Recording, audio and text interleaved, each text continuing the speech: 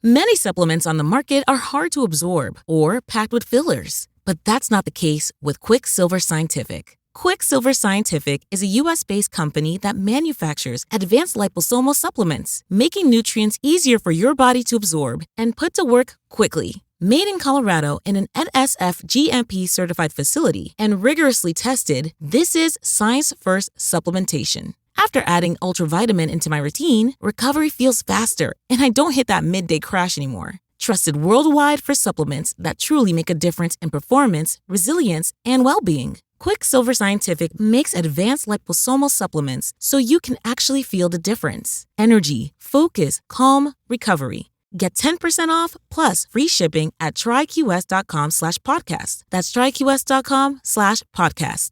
These statements have not been evaluated by the Food and Drug Administration. This product is not intended to diagnose, treat, cure, or prevent any disease. As we wrap up 2025, one thing's clear. Uncertainty isn't temporary. It's the world we live in now. Noble Gold Investments helps Americans protect what they've built with real gold and silver, holding value when everything else feels uncertain. Visit noblegoldinvestments.com and take your first step toward a safe future. This holiday season, when you open up a qualified account, you'll receive 10 one-ounce commemorative silver holiday coins. Visit Noble Gold today. Past performance may not be indicative of future results. Investing in precious metals, including gold, involves risks. Consult with your tax attorney or financial professional before making an investment decision.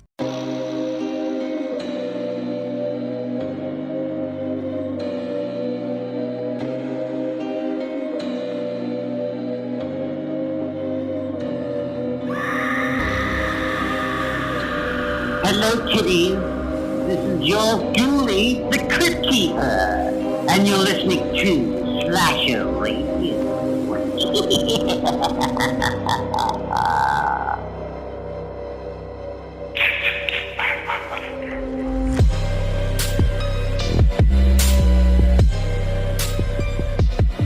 Welcome to Slasher Radio. Your host Bones, Rob, and Kat. We are back. We have a kind of a big episode this week, and we got a lot of shit to get to, though, so we got to get rolling. Guys, what's going on? I can't unmute my computer. Just hanging out, you know. Hanging out, doing your thing. Hanging, slanging, and banging, as Let It Hang would say. Marcus. All right. One of my favorite sayings. We got a lot of stuff to get to this week. We have no more Patreon picks for a little while, which is really good. That's very nice to know. Yeah, that's a relief. Yeah, we're just off to questionable movie decisions. But we are back with a very special guest who is going to be joining the show shortly. This is something that we've been asked to do for a while, and it's Vincente DiSanti. He's the director, he's the writer, he played Jason throughout most of the Never Hike Alone series of Friday the 13th fan film. I think there's 3 of them in total now. It was a very, very interesting conversation, and we can't wait for the passion that this dude has for that franchise, man. Good Lord. Yeah, it's a lot. He really does love it. He does. And we talked about it. I mean, we have that to get to, first of all. We'll get to that. We have Drink Roll Call that we'll get to as usual. We do have a text message that Ghostface will be hopping on to read to us. And Vince joining the show to speak about Never Hike Alone or Friday the 13th in general. And then we're going to throw down our Jason Voorhees rankings on the back end of the episode, which we've also been asked to do before. Look at that. Look at us. We're making dreams come true tonight. We are really catering to the Friday fans, so which is good because I feel like sometimes we're mean to the Friday fans. This is all for you, Chris. You're welcome. Yeah, that is true. Hell of a deal. I don't feel like I feel like the wheel is mean to Jason and Friday fans sometimes more than we are. I think one of us is mean to Jason Cat. Huh? Listen. I didn't get anything thrown at me there. That's nice. I was going to say, you can say that, but I mean, when he gets passed through, it's 2-1. Yeah, but I don't like doing it, though. Like, it's a real struggle for me. It. You relish it a little too much, Miss Valor. Yeah, it don't bother you. You don't lose no sleep over it, man. I still think about that damn Pinhead Jason matchup. Like, it was hard that took a little bit of time off my life, I think. All right. Well, I was just going to ask Kat. I don't know. Do we have more production notes from Mr. Cat's boyfriend guy? We do, actually. Okay, good. Right before the show, I made sure to get them. Okay, perfect. Oh, that's what you were looking for? Yeah. Nice. Okay. Oh, so it was important. You weren't lying. Yeah, it really was kind of important. I remembered that I had them, but I couldn't remember what all of them were, so I kind of had to go digging. But they've been retrieved. Okay. Do we drink roll call real quick? We might as well get that shit out of the way, and then we can get to the meat and the potatoes, including Mr. Cat's boyfriend guy. Yeah. What do you guys drink? I'll get it out of the way. I am drinking my final turned up tea. Nice. Oh no. Finally. I kept one in the drawer that is the drink roll call graveyard in my refrigerator. So I do have one preserved, but this is the last one other than that. All right. So are you just saving that one for like posterity for like the museum later or what? It seems to be at this point. Yeah. Yeah. All right. And I've also dug in there, like if I need something at a whim, like it wouldn't hurt to not have any more of these. So it could come out of there one day. We'll see. All right. Fair enough. I am once again drinking the Holy City Brewing Bluff Mud Porter. I am back to zombie dust. Oh, okay. I was out for a long time, but I ended up getting a chance to do to watch along with Joe Bob the other week, and just it's a beer that I know I like. It's always around. It was easy to pick up. So, and my sketchy gas station is no longer selling Alamo. So. Oh, really? All right. No more Texan beers for me in Ohio, I guess. So zombie dust, yeah. Yeah. All right. What else do we have to get to? Should we get Mr. Cat's boyfriend notes out of the way? We got to come up with a thing for this segment if it's going to continue much longer, too. We got to get. Yeah, is he getting close to being caught up, or where are we at? No, he's still got a lot of catching up to do, but I don't know how many new bits we introduce. It's mostly like a bit rating system, so All right. We'll see. And we're also we got a lot of notes this week because I did. I was trying to sleuth around a little bit and see like which ones he liked and didn't like, and he's like, what is happening right now? Because we usually don't talk that much about the show, and so I did confess that I was bringing his notes back. So how do you feel about the cattle prod bit? Actually, that was one that came up this week. Oh, wow. So we'll start with his note about the Gabagooli Mystery Corner. He likes it. He likes it more when there are no Tony Danza fun facts. Okay. Because he thinks he's it's clearly a Tony Danza hater. And Kat, I got to be honest with you, I don't know if this is the right guy for you. The Tony Danza thing is becoming a problem. Yeah. He's on the fence currently about the huge clown penis bit, and I might have spoiled it for him a little bit because I asked how many huge clown penis buttons there are, and he was like, "How many are there going to be?" Yeah. That's a very specific question. By the way, he knows that Allie has one and Greg has one. Okay. Fair enough. Huge clown penis. Huge clown penis. Yeah, he Mr. Cat's boyfriend guy. Ask him to leave another voicemail and just have huge clown and penis somewhere scattered throughout. No specific reason. He has decided, he has listed his like 2 favorite bits from ever in the show for me in commemoration of, this ranking system. One of his 2 favorites ever is the cattle prod. And I asked him if he was being serious, and he said yes. And he said that he is willing to be at risk of being cattle prodded if we all come together to really hate one of his takes. Which, all right.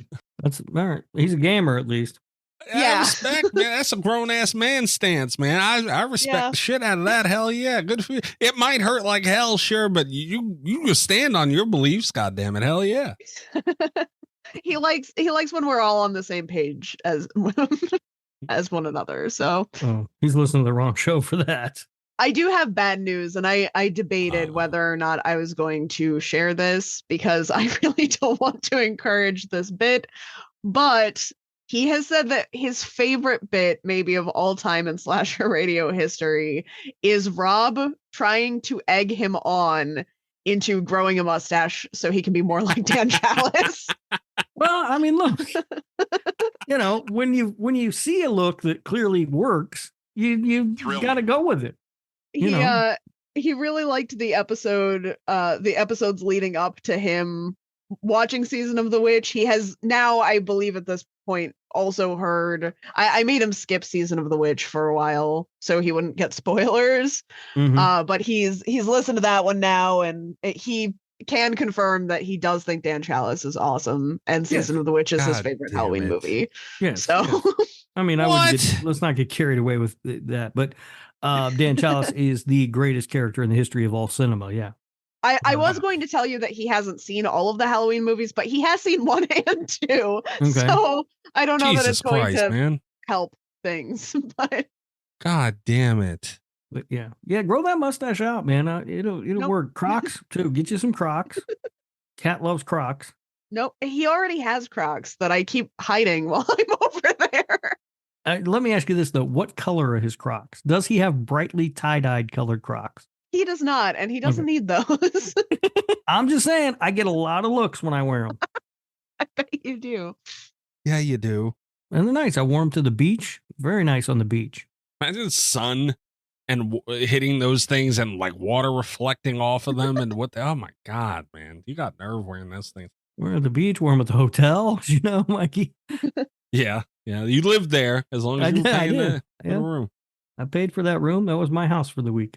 Well, not the week. I wasn't there a whole week, And I also, just because do we have a new segment? I feel like we don't have a new segment. No. Today. Mm-mm. So I'm just going to drop this in here real quick. God damn it. Is it button time? It's button time. Crazy idiot! Get the fuck out of here! You! Go ahead, go back to turning tricks and old folk and you pain in the ass! A segment called the Gabagoli Mystery Corner that Mr. Cat's boyfriend likes. You like this, man. I'm being harassed right now for my nationality and just assaulted on a weekly basis, and you enjoy this, man. That's craziness. Where our listeners anonymously send in Italian memes, make fun of me for being Italian. The thought did cross my mind, though. Yeah. And I'm now aware of at least 4 patrons, minimum of 4, that have submitted Gabagoli Mystery Corner memes.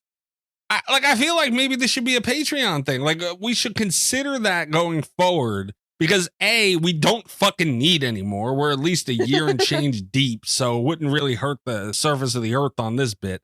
And secondly, these motherfuckers, man, like how dare they take advantage of mocking my nationality and not at least, contribute for it. Celebrating your culture. We'll pitch it over to the secret panel and see what they say. It's just a thought. Just thought I've been thinking about. Just saying, might be a little encouragement to join the goddamn Patreon support. It's a shame that making fun of someone for being a nationality is encouragement to supporting something. But hey, man, it's unfortunately the most interaction we get on anything we fucking do, including award shows and everything else. So. Did I tell you, I joined a secret project. I'm not allowed to talk about it quite yet, but I joined the team for something, and they were like, all right, introducing me to people that were also working on the project. And then they were like, here's this person. Please feel free to make fun of him for being Italian. And I did I kind of did a double take, because it was like, is that how they introduce him always, or do they listen to Slasher Radio? Like, is this a reputation that now follows me? Am I the head of HR for this corporation? The fuck?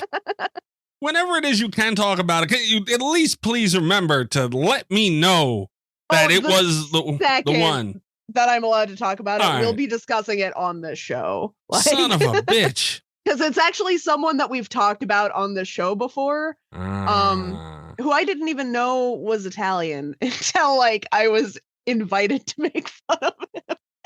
Son of a bitch. All right, well, Kat, I regret to inform you, before I even know what the fuck it is, I'm boycotting whatever this future project of yours is already. I understand. Right now, I have a feeling it might have ended up that way anyway, but we'll talk about it here in a couple weeks. But they have a new supporter. So you blindly. It evens out. I'll have you know too, Kat. I forget what we were about to do, but the guy didn't look at the meme yet. The memes go up on Patreon, patreon.com/Slasher Radio. We describe them on the show. Real quick, I was watching a friend of me and Rob's and Allie's Huff and Puff, the one with that Slut Me Out song. Like that? Yeah, I remember. It's hard to forget.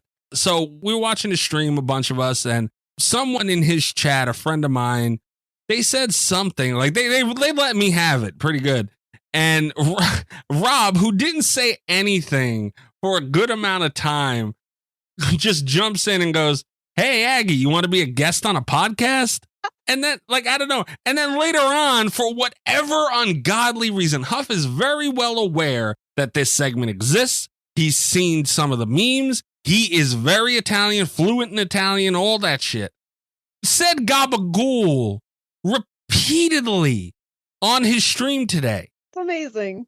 He said it like 8 to 10 times. And I was in a call with Allie and I said, God damn it, man. Please don't let Rob still fucking be in here. Not even as soon as I'm done saying it. Radio Rob 123. Ha ha ha ha ha ha ha ha ha. You son of a bitch, Rob. I didn't say it. Does he want to come on the podcast? No, Huff's not allowed. No, but Aggie's going to be on. Aggie is banned from the show. So that's unfortunate. Speaking of bans, Kat, did you see who got themselves banned from the Nick fucking Woo Cage cast this week? People just can't help but get banned from the Nick fucking Woo Cage cast. I know. Will the Thrill, add him to the list. Can't be on the show. I was in shock. Unbelievable, Will. Mm-hmm. Thrill me.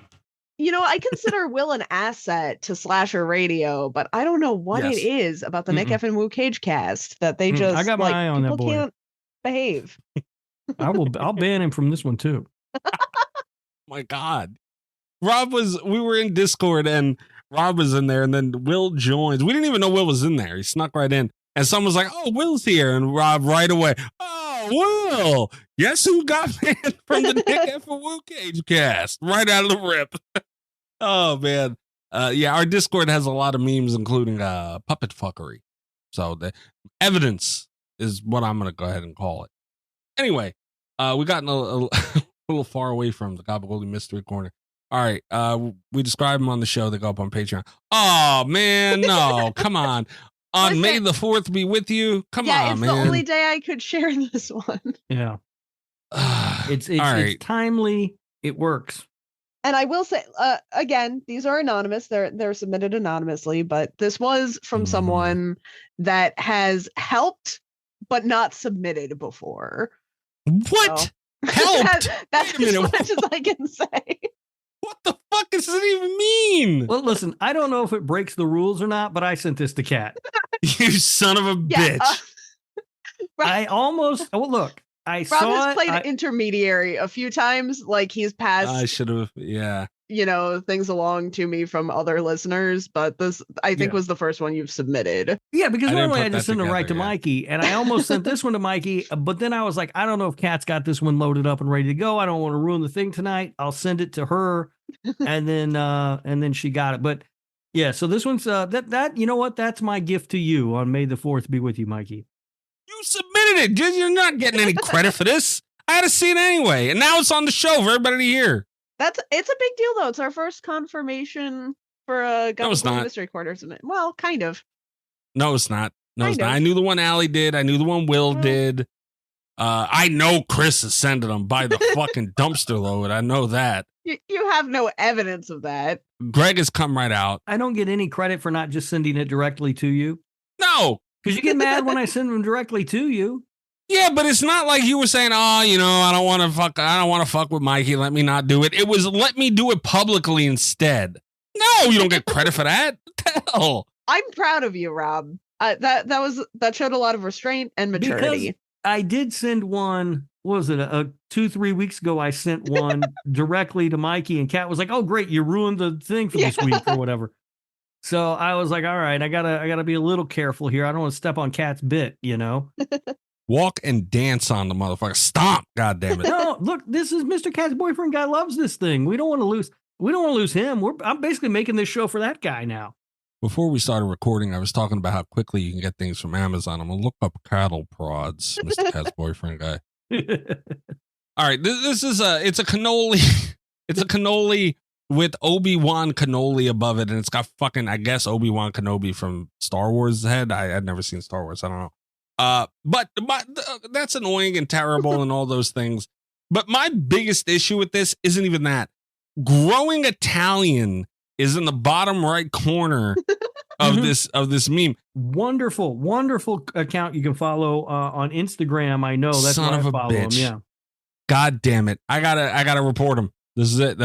This is one of Rob's outlets. Now it's like I found the drug dealer's plug. You know, like I feel like I'm getting somewhere. Yeah, they might be in other places. I don't know. I'm pretty sure Instagram is where I follow them. Yeah, that's a great account. Yeah. I feel like we're going to have a new bit where Mr. Cat's boyfriend sends Obi-Wan cannoli to Mikey every day until he watches Star Wars. That's this is revolutionary. That he doesn't know any music. He hasn't seen any movies. I don't know. Any movies, Star Wars. This is not my kind of thing, man. I don't like Star Wars. It's not my kind of thing either. I think I own them on Blu-ray though. I was gonna say you don't really know that you don't like Star Wars. Yes, I do. Because you haven't seen it. I've seen trailers. It's not for me. That's it. But yeah, this meme is stupid. I don't like it. It's disrespectful. And I think it's disrespectful to talk about my gift to you on May the 4th that way, to be honest with you. I think for May the 4th, maybe you should say Obi-Wan cannoli in an Italian accent.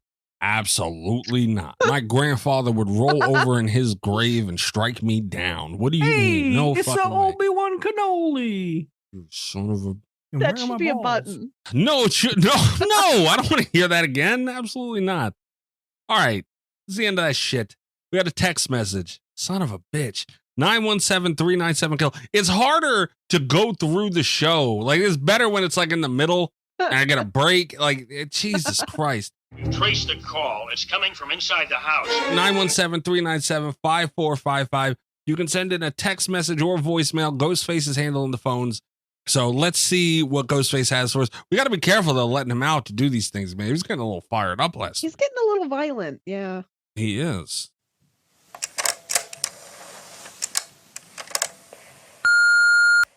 Hello, Slasher Radio. This is Monotone Ghostface speaking on behalf of this dipshit you fuckers call Will the Thrill.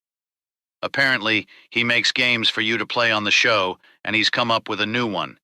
It's called Slasher Roulette, and I give you 3 doors to choose from, and 2 of those doors will have a notable slasher villains, and the 3rd will have nothing, and you survive. Please choose between door number 1, 2, and 3 now. Huh. Is it paused? Yes. Okay. Yeah, so... Do we all have to come to a consensus on a door, or do we each pick a door? How the fuck? We what? each pick a door. Oh, shit. I'll go through one. It's chaos one day for me. All right. Yeah, I'm going to go number 2, though. I don't like odd numbers. Going even. All right, I'll go with number 3, I guess. It's the only one fucking left. All right. Let's see the results.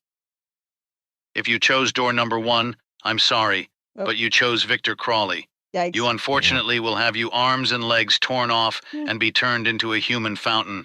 If you chose door number 2, congratulations, you have lived on to see the daylight. If you chose door number 3, sorry to say you will be diddled by Freddy Krueger for the rest of eternity. Thank you, and for some reason Will wanted me to say... God damn it. Is Who gets those bleeps? Bleeped? Right. Who gets those bleeps? I don't know. You're the one who's in charge of the bleeps. I don't know who you give those to, but I will say this. Damn you and your game, Will. I got the kitty diddler. I got stuck with I didn't even get a choice. I had to take the leftover door.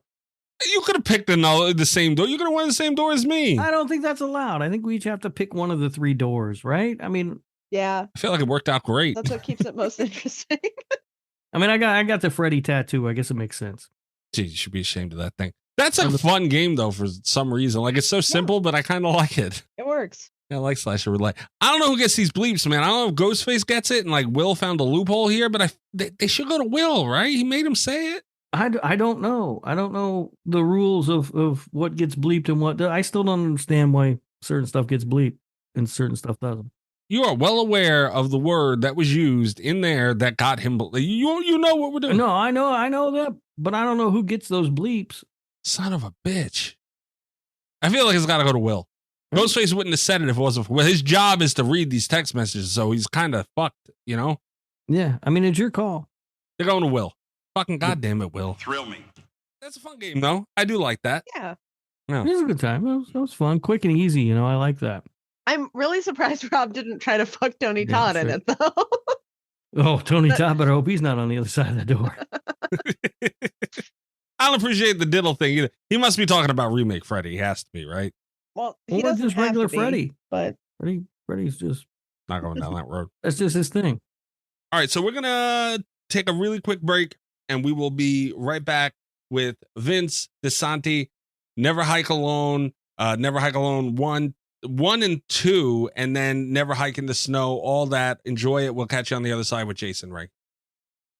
As we wrap up 2025, one thing's clear. Uncertainty isn't temporary. It's the world we live in now. Noble Gold Investments helps Americans protect what they've built with real gold and silver, holding value when everything else feels uncertain. Visit noblegoldinvestments.com and take your first step toward a safe future. This holiday season, when you open up a qualified account, you'll receive 10 1-ounce commemorative silver holiday coins. Visit Noble Gold today. Past performance may not be indicative of future results. Investing in precious metals, including gold, involves risks. Consult with your tax attorney or financial professional before making an investment decision. Hey, what's up, y'all? Kelly Clarkson with Wayfair. My favorite thing about the holidays? Decking out my whole house. It's not a competition, but if it was, well, I'd win the season with Wayfair. Outdoor inflatable Santa? Got it on Wayfair. Trees, lights, and ornaments? Wayfair. Hosting must-haves like dining sets, beds, sheets, and towels? Wayfair. For everything in your style delivered with fast and free shipping, visit wayfair.com or the Wayfair app to win the season. But again, it's not a competition. Wayfair, every style, every home.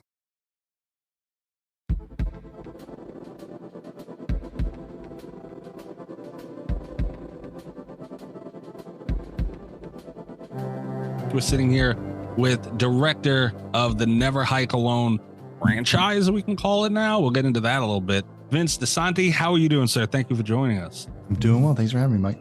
No problem. That is actually something I thought of just now. Forget the run sheet that I had going on here. The Never Hike Alone movies have caught on huge. How does it feel to kind of make your own franchise in a way? Because that's what it's kind of turning into. Yeah, I mean, it wasn't a realistic goal. Let me say that at the beginning. Like, obviously, like my lifelong dream would be to have the captain's chair of the Friday the 13th franchise and write 15 stories. Like, I've been writing Friday the 13th stories since I was a kid and coming up with different ideas about Jason and what he is and how did he get that way and why does he keep, why won't he die and like all this stuff. And so for me, it was just this fun exercise. It was going out on my friends for the weekend and being like, hey, I'm building this cool Friday the 13th costume. Wouldn't it be cool to do like a 5-minute short, like where it looks really good? Like, I think we have some equipment that we could make it look like a professional film and maybe people will think it's the real thing. And my friends were like, yeah, let's give it a shot. Like, never did we think that was going to turn into like 8 years of like struggling through two like COVID and like a whole industry shut down just to like make these like 3 movies to then hijack the franchise and finish a story that I think a lot of fans always wanted to see finished, me included. It really just started out of a love for the franchise and sort of with many years, I would say dating back to Jason Goes to Hell. And you could even lump in a little bit of part 7 and part 8, just like never getting the satisfying ending that what I really wanted out of Friday the 13th, and also sort of watching Friday in a sense slip away from what it used to be to me and not being able to express to people like, if Friday the 13th would just do these things, I think that it would find more success. And after arguing with people on chat rooms or I guess forums for many years through my 20s and 30s, I just finally decided to pick up a camera and show people and be like, this is what I think could make a really interesting version of Jason. And we'll just see what happens. And yeah, it's crazy to think that like this literal 5-minute short that I wrote that was, I think, 6 pages long ended up becoming, this lifelong adventure that I think is going to be, one of the highlights of my life now. Yeah. And there's a lot to get into with all that, which we'll get to later on because you kind of touched on a lot of them. Like, I do want to talk about your projects as well, because, the franchise is great, but what you guys are doing is really special here. The Never Hike Alone 2 came out last year. Mm-hmm. All the films looked, in my opinion, looked great. But this one had the production value, you can tell right out of the gate, is higher. What was it like? Because we hear a lot of people where they say, oh, if you give a movie more money and they'll fuck it up. Mm-hmm. they talk about that in sequels a lot. You got more money and you didn't fuck it up. And I feel like Never Hike Alone 2 is the best out of the three of them. So what was it like really having to now prioritize certain things, and where do you spend the money? What do you do? How did you handle that? Well, I mean, the core of it comes down to what are the scenes most needed to tell the story. You know, I think that very early on, I decided that I wanted to make a Friday the 13th film that was story first and everything else second. But when a kill does come up, we really go after it. Like, if the kills are good enough, the fans will wait. And in the meantime, let's create characters that feel like they actually belong in a real world and they weren't just conjured up to, you know, us all sit around and watch them die. And that's really sort of the commentary that Never Hike in the Snow was about, because we open up the film with what everybody wanted in the first movie, which was to watch somebody brutally die. And we came up with a very artistic and big way to start the second film off with like a big bang. And then we slowly deconstruct it to be like, well, now meet his mom. Like, how do you like that? Like, how does that make you feel, you jerk? You were just cheering this guy's death. And now, you know, you're watching this mother cry and you're seeing the effect that Jason has had on this society. You know, what was it like to approach it that way? And, you know, so because we led with the story first, it was just sort of, that's the Friday the 13th I always wanted to see. I wanted to see them actually sort of like look back. And that's what I loved about like parts 4 through 6, was that there was a story going on. You were watching Tommy go through 3 different stages of his life, and there was some type of continuance. And, you know, it was like, okay, where's my hero this week? Like, what adventure is he going on against Jason? And, you know, although we didn't jump into the first Never Hike Alone knowing that we were going to have Tom Matthews or being able to pull in other people to do that. But I think as the films grew and we got more money, I had sort of at the same time been doing more time on live action sets, working on like American Horror Stories and The Rookie. And, you know, I worked on a few episodes of, what was it called? The Kaminsky Ghost Files. Yeah. Well, Ghost Files is my little show, but but doing that stuff was sort of like, I was seeing like what the level of standards were being done at the highest level. And I always wanted to find ways to, like, you know, I would see, you know, my friends would do indie films, and like I worked on a lot of indie films, and, you know, there was just sort of this look that indie films had that you just sort of couldn't get away from because of the technology wasn't there. And then when the technology started to really cross this line, it became our goal as a team to sort of always push that narrative. Like, let's do the procedures that the highest level professionals do, but we'll do it on a smaller scale. And so as long as we sort of are crafty with the way that we light, and like we pick good locations, like we block really, really well, and we put a lot of work into like the camera work and all of that stuff to really have a good presentation, that, you know, if we have the story, the presentation, and then everything, you know, and we shoot it with these cameras that are, you know, now shooting up to 8K, like, people won't be able to tell the difference. And, you know, with the money came, you know, Never Hike Alone was, you know, was still $50,000 to make, because we had to get lights into the woods. We had stunt coordinated, like we spent the money on stunts.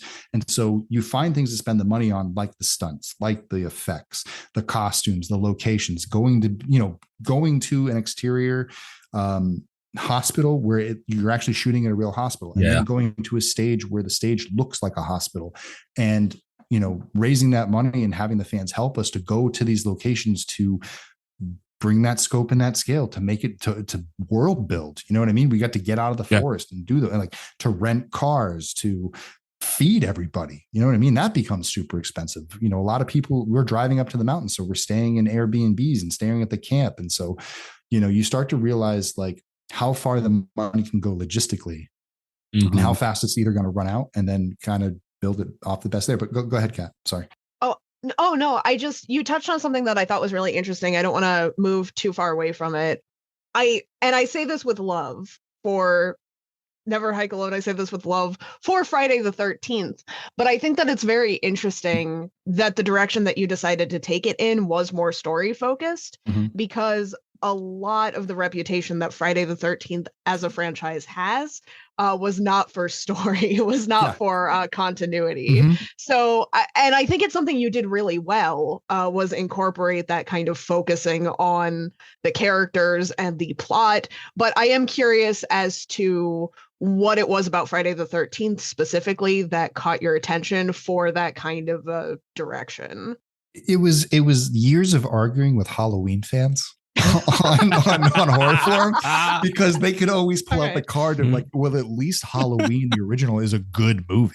At least it's like got a good script. The story makes sense. Like everything's grounded. You could actually believe that it could happen. Like Jason doesn't even make sense. Why does he even come back? All of these things. So for me, it was like, wow, imagine if someone made a Friday the 13th that had as good of a story, or at least was able to stick to its laurels as well as the first Halloween did. Like, what does Friday the 13th look like when it doesn't have those glaring weaknesses of them not paying attention to the clothes that Jason's wearing from one movie to the next, or that he looks completely different, or, you know, they've jumped 3 different states, you know, and had 3 different movies, and they're in, you know, New Jersey, Connecticut, then California, and then Atlanta. And like, just what does it look like when you make, not just like, for me, what the fun thing about Never Hike Alone was like, okay, we made the first movie, but now if we're going to make more, let's do what the films never did and actually have the continuity mean something, that literally the same mask is used in every single film. And it survives all 3 movies until we start damaging it at the end. And then we have the, you know, a couple extra hawks made, but we always wanted to bring back those elements. And although we changed little things, and it's funny because it was actually a learning lesson for me as a filmmaker to realize like, okay, this is why things change on movies, because there's so much time that happens in between them, and you get different people and you lose shit, and you realize, you know, the jacket from the first movie was never going to survive to the second movie, and maybe we should use a better material. But it was also the kind of the thing of like, what happens when you ground the story and you hold it to, you know, if you create something, a story, don't just go away from it, like have it actually lead to something. And so what had happened to me was that when I started my career in film, I started in feature animation, like feature children's animation, but I was working with people who were at the founding of Pixar, who had worked for Disney. Some people had even worked for Walt Disney. And these were people who were smart storytellers who I got to go to work with every day and learn from. And everything we talked about in animation was about story, character. We talked about the characters, what their arcs were, what their, you know, who are they at the beginning of the movie, who are they at the end of the movie. And my brain just started to sort of latch on to these tools. And so when I was writing scripts, I was, you know, following these rules that I was taught. And when I started writing these Friday the 13th fan films, I started to apply these rules and look at every single character as someone who needed an arc, even Jason. And so I spent a lot of time analyzing, you know, the things that Jason was going through. What type of things would Kyle go through? And we brought Tommy back into the story. Like, where has Tommy been? Why is it taking him so long to get here? And sort of asking the types of questions that fans would ask, and then using that knowledge that I had to be like, let me write these stories as if, you know, I got to present them to producers of Toy Story 2. And I have to pitch them on story that makes sense and is heartfelt and emotional and, you know, it does these things. And it will be something that Friday the 13th has never done before, because no one expects the story to be good. But if the story is good, imagine how good Friday the 13th could be, because we already love Jason just for being who he is in some of the worst laid plans that you've ever seen for movies ever. And he still overcomes that and captures the minds of people around the world. So let's put him in a situation that is actually going to help elevate him even further. And that was sort of the mission of the first Never Hike Alone, was reintroduce audiences to Friday the 13th with a tone and a viewpoint that I think only people who really love Friday the 13th have. We have that reverence. It's like holy ground to us. Let's go onto the holy ground of Camp Crystal Lake and bring people back to the roots and introduce them to a Jason that would feel like it's capturing the essence of the early films. And he has those humanistic qualities, but at the same time, it's that Jason that we all really grew to love, which is this boy who won't die, this monster that is grown out of the lake and can't be put down, and there's no answer on how to put him down. And let's start building towards those sort of mysteries we've always wanted to know about, and at the same time do our best not to make it feel ham-fisted or make it feel cheesy. And, you know, it should, you know, it was really kind of, you know, trying to ride that line. And I think that it was a challenge, but at the same time, it was a lot of fun because, as you can tell, I'm passionate about this, and I don't mind spending a lot of time in my own brain or talking to other Friday the 13th fans about the subject, or watching the movies and studying them a little closer and saying, ooh, that's an element I think is a good element of Friday, and I'm going to carry that on. Right. Or, you know what, the film doesn't need this. Like, it doesn't need, like, I'm putting this on YouTube. There's no reason why I should put nudity in this movie. There's no reason for anyone to be nude in the movie unless it's Kyle, and then we'll have him shaking his ass around. But at the same time, I don't want to get censored, and I don't want to get, shut down. So it's not worth all that. Yeah. And honestly, as a kid, like, I'd watch the movies, like, I'd get in trouble if my mom walked in while watching that scene. Like, that's the only reason why I watched the movie. I was there for Jason. It was like, yeah, yay, boobs. But like, it was never like, oh, I need boobs in the movie. But like, there were some people that we made it, and they were like, where are the boobs? And we're like, what? Like, how old are you? After all we did, really? Yeah. That's what we get. Yeah, don't get me started. Yeah, no. So it was like one of those things where it's like, listen, yeah, I get it. That's like part of horror culture, but at the same time, you weren't paying attention because that wasn't the point of this movie. The point was to do what everybody always talks about, which is make Jason scary again. Well, it's easy to say that, but this is how you do it. And that was the other kind of part of it, was like, when we put Jason in those situations, make him scary, but everything else around it has to feel like a movie that you'd want to watch and want to be with characters and be around them. Well, where are the boobs? That was my only question. I was gonna say, I'm so sorry. I was also one of those people in the comments. Where are the boobs? You see? No. You see what I was talking about? Yeah. We slipped it in with the Playboy magazine. So that was like our little clever way of sort of like weaving it in without like putting too much of us, because I also didn't know if we were going to get off the thing. And I think once I started seeing some of the things that happened to other fan films on YouTube, I realized that we just got to stay far away from it.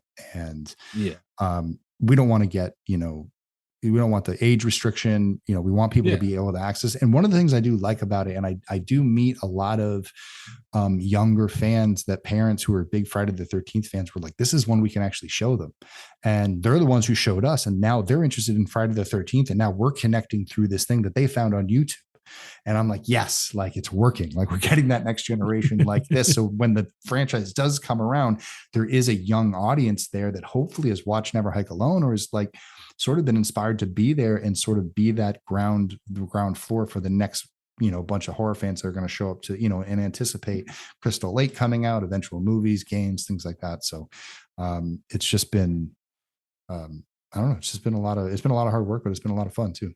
I think that your movies will do that. They'll inspire another generation of Friday the 13th fans. But I think more importantly, even than that, is I think when people sit down and see the quality of these films that you've made, they're going to be inspired to hopefully go out and make their own movies.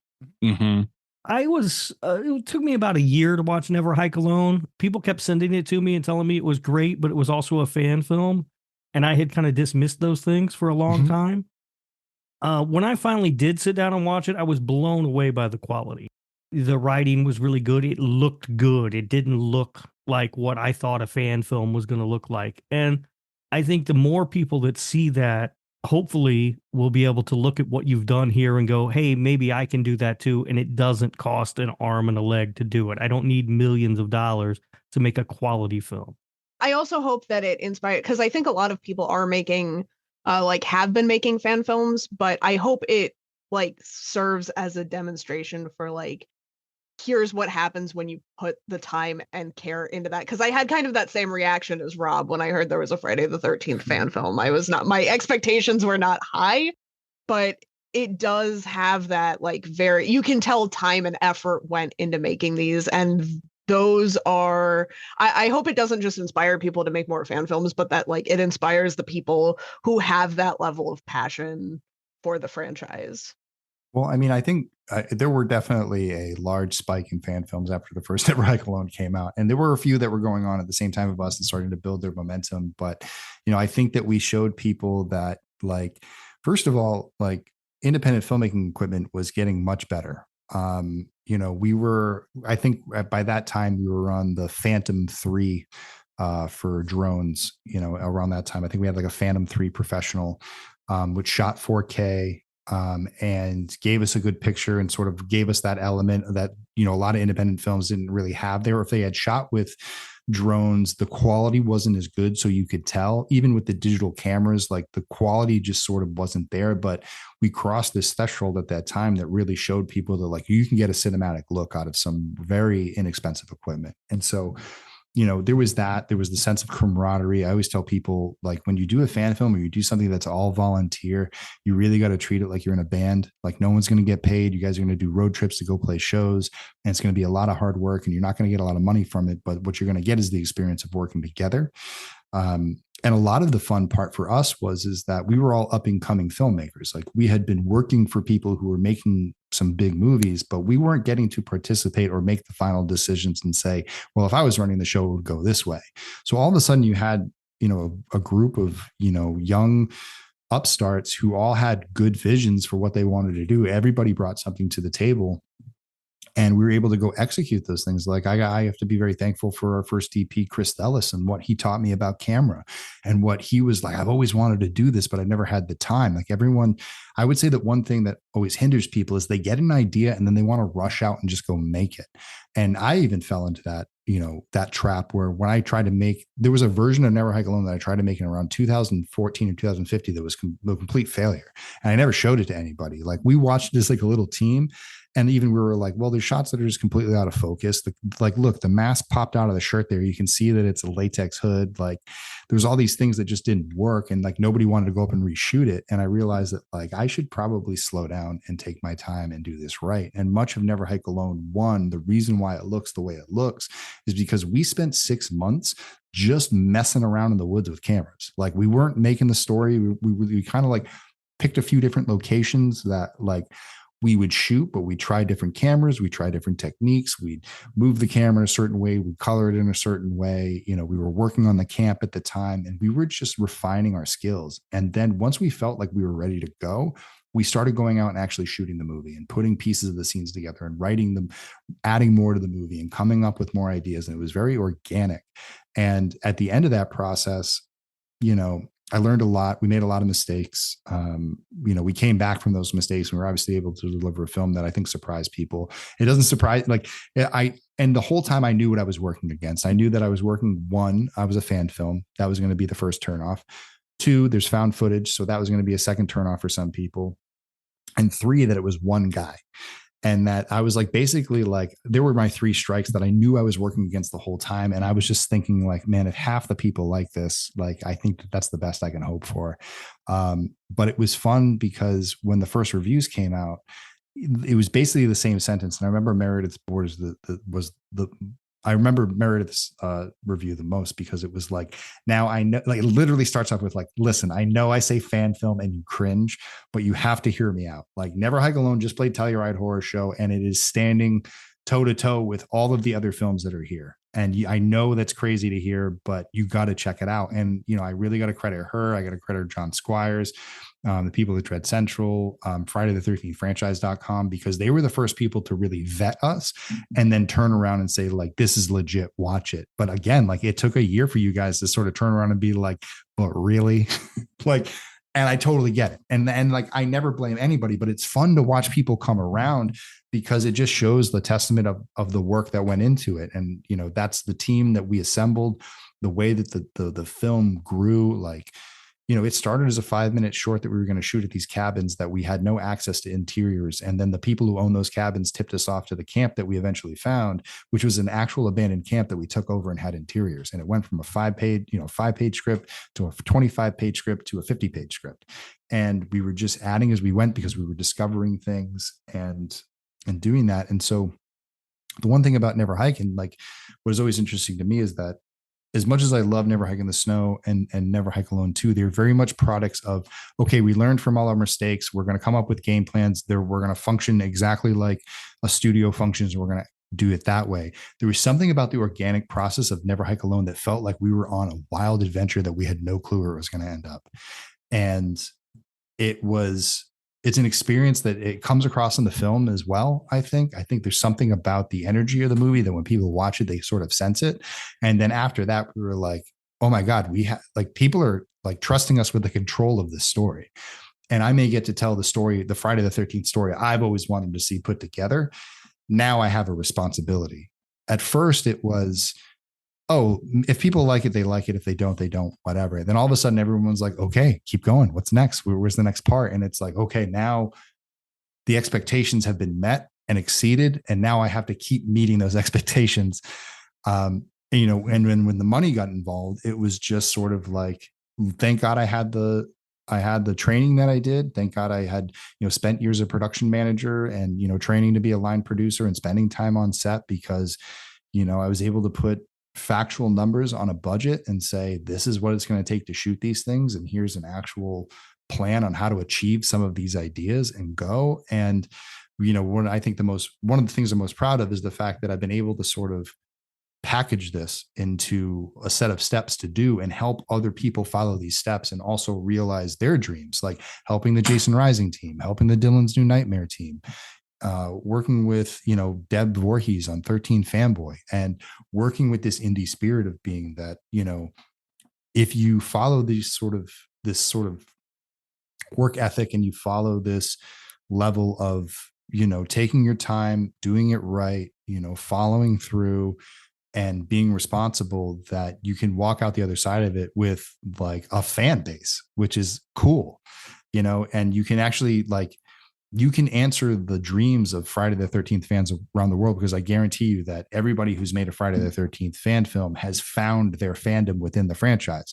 It's a pizza with 12 different slices. It's 12 different movies that sort of all have 12 different things to say and do, maybe 3 and 4 are probably the most similar to each other, but there's all these offshoot stories that people could tell. So to see people just now being like, well, I'm going to tell my story now, and to see these different things, it's been a lot of fun, because it feels like in the wake of the franchise letting us down in its own right by not creating movies and getting stuck into lawsuits and doing all that stuff, fans have just been entertaining themselves, and it's been hilarious and entertaining to watch.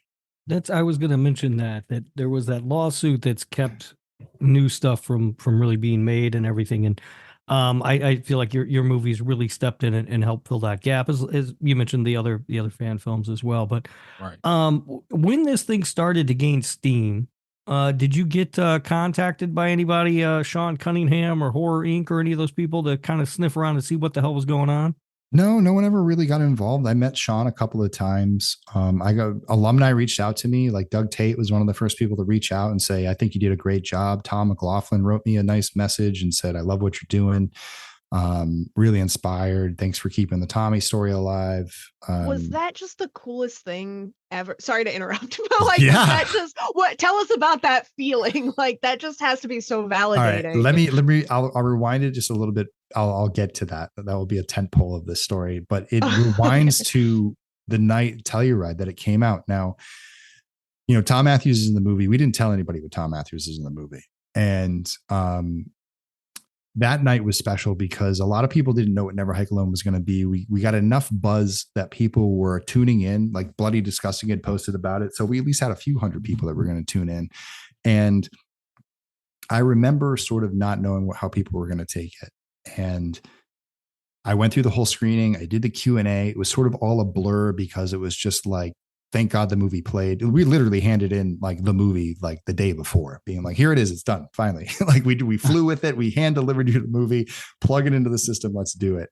And the film played, and I didn't know how it hit. And then I sat down, like everything ended. I walked back to the hotel room. I flipped open my laptop and I started seeing the reviews, and I was just floored. I mean, people were commenting on the movie. It was mostly positive. I mean, it was all positive for the most part. And people were, the reviews were insane. And so it was just like this. It wasn't just the fact that, the film had sort of been well reviewed. It was that we had worked so hard. We went through so many ups and downs, some low lows. We thought at moments that the movie wasn't going to get made. And for a while, we didn't know if it was going to be any good. In the editing room, we were like piecing the thing together, and it was, at one point it was just a mess. And I was like, did I make a mistake? And then, to come out the other side and have people like not only like it, but it's like, it's the thing you dream about. You know what I mean? Like you joke about it at the beginning of the project, like, hey, imagine if we make it and it goes viral. And then, you just expect that like, well, you got to be realistic. Things just, people don't really love fan films, whatever. And then all of a sudden it starts going viral, and you just sort of get it becomes this one wave. And so all of a sudden it was like, yeah, you know, Doug writes me, and I'm like, that's cool. You know, I bump into Derek Mears at a convention, and I hand him a flyer saying, hey man, I've been working on this thing called Never Hike Alone. And he goes, yeah, I saw the trailer for that. That looks awesome. Good luck. You know, and then all of a sudden you get a message from Tom McLaughlin, who's my hero. You know what I mean? And so it was just, it sort of was this thing that just kept happening, where it was like it was this constant wave of like opening up all these doors. It was like I unlocked a new level of Friday the 13th fandom, where they were letting me behind the scenes like it was Willy Wonka's chocolate factory. And I was getting to see how everything was made, and getting to sit down. Like I got to have dinner with Joe Zito and ask him questions about Friday the 13th, where I learned that Joe considers Jason an undead killer in that movie. He says, yeah, at the beginning of the movie, he's dead and he comes back to life because that's what Jason does. And I was just like, wait, what? I was like, have you ever said this in public? And he was like, I don't know, probably. Like, well, and it just kind of went on. You know, eventually meeting Deb Voorhees, getting involved with the 13th Fanboy Project, and then ending up on a movie where I get to fight CJ Graham and Kane Hodder. I Superman punched CJ Graham in the face. Like it's like, and it's funny because it's just, I'm doing these things and they're, you know, sometimes they're jobs and sometimes they're these things, or I'm getting to go to conventions and talk to people, but like I'm a fan. And so it's just this really cool sort of, it's tough to explain. And I honestly, like I'd say this to a lot of people, like it's tough to see the forest through the trees sometimes, because when it keeps happening, you sort of just kind of settle into it. And now, you know, like I got into a habit where Tom and I were going to, you know, every 6 weeks we'd go and grab coffee in Hollywood and talk about what we were working on. And like, you know, he has the music with the sloths, and he was teaching at the local, you know, at a college that was nearby. You know, he had some projects that he was working on that he was trying to get off the ground. And, you know, we talk about Friday the 13th and the future of it. And, you know, going back to something you said a little bit before, like it wasn't just the lawsuit. It was the fact that the studios literally couldn't figure out what they wanted to do. They couldn't figure out a sequel to 2009. They canned that. They had David Bruckner do a found footage that they canned. Then they had him come back to do a 3D version that they canned. And they brought Brett Eisner on to write this like really weird, you know, movie that almost got made. They were literally painting the cabins in Georgia when they shut it down after Rings 2 bombed. And they went, you know, we're not going to do Friday the 13th for $20 million if, you know, Jason Blum's out there making $5 million movies and getting, you know, $150 million back. Like we're just spending money wrong. So we're not going to make any more Friday the 13th. So in 2017, Never Hike Alone came along at a time where it caught Friday the 13th fans when they were at a low moment. Like the game had come out and that was fun, and we were all enjoying that, but like people really wanted a movie. And, you know, with them canceling the movie, it opened up this door for us, because there was a need for Friday the 13th. No one was answering that need. The fan films that had come out before it had sort of suffered from not having access to the equipment, or maybe just not, you know, having that sort of skill set to tell, you know, such complete stories, or know how to create scope and scale in the way that we were doing it. And there was just something new, and it felt like it could sort of settle in for what we weren't getting from the studios. And I think that, you know, hopefully, and they still feel this way, but like Horror Inc. and anyone who was involved with the franchise never got mad at us, never sent us a cease and desist, never gave us any inkling that they were going to sue us. I met Sean a couple of times, and he always acted like he never knew what Never Hike Alone was. And if he doesn't, that just means he doesn't pay attention. You know what I mean? And I'm like, good, keep looking the other way. Like, right. Deal with other things. I don't mind. You know what I mean? I feel like either thing could be true. He knew exactly what it was and was just acting that way, or he just has no idea. Everything I've ever heard about him, he seems pretty aloof. Yeah. I mean, I didn't know how to read it, but he was always really nice to me. And, you know, I got to meet Victor Miller. I actually asked Victor Miller in a Q&A. I said, would you ever, if you gain the rights to Friday the 13th through this lawsuit, do you have any intention of pursuing, you know, cease and desist against the fan films? He goes, no, why would I? It's like free marketing. You know, they're just out there having fun, you know, as long as nobody's making a ton of money. And I think that, you know, even as we started to raise more and more money, you know, obviously we've had people be like, well, how are you not getting sued? Like, what do you mean? Why does it cost that much money? I think people who who were in the film business who knew what I was doing. They're like, how are you doing that with so little money? You know, everyone looks at the looks at the crowdfunding, goes, $350,000. Holy shit, I've never seen $350,000 in my life. Now it's like, this guy just got one to make a fan film. And in my head, like, I had come from the school of, like, I was working on $70 million animated films. And so I've worked with giant budgets and worked with giant teams. And it's like, how do you replicate these giant ideas on a small scale with the team that we have and actually have it meet the potential of those things? So it was, you know, especially shooting in California with getting the locations and the permits and dealing with SAG and doing all that stuff. It's like, people don't realize that, like, a lot of the film's costs get eaten up on things that, like, unfortunately don't, like, in any other way, like, really end up on screen, which, like, I want to spend it all on people and stuff. You know what I mean? Like, I don't want to spend it on insurance and, like, pension, like all these other things that just sort of don't make for a better movie, but it's the things you have to pay for in order to have permission to shoot movies. And we could no longer just escape into the forest with 3 people anymore. We were expanding the stories into, like, multiple actors and dealing with unions and all that stuff. So we had to start doing things by the book. And, you know, we're just lucky that fans showed up in the way that they did. And that it was nice that we got allowed to just celebrate this with fans. And we built this fan base, these people that kept coming back. I recognize names. Like, when I would do the crowdfunds, I recognize names from previous crowdfunds. There's people that I've met traveling the country who, you know, walk up to me and are like, your film changed my life.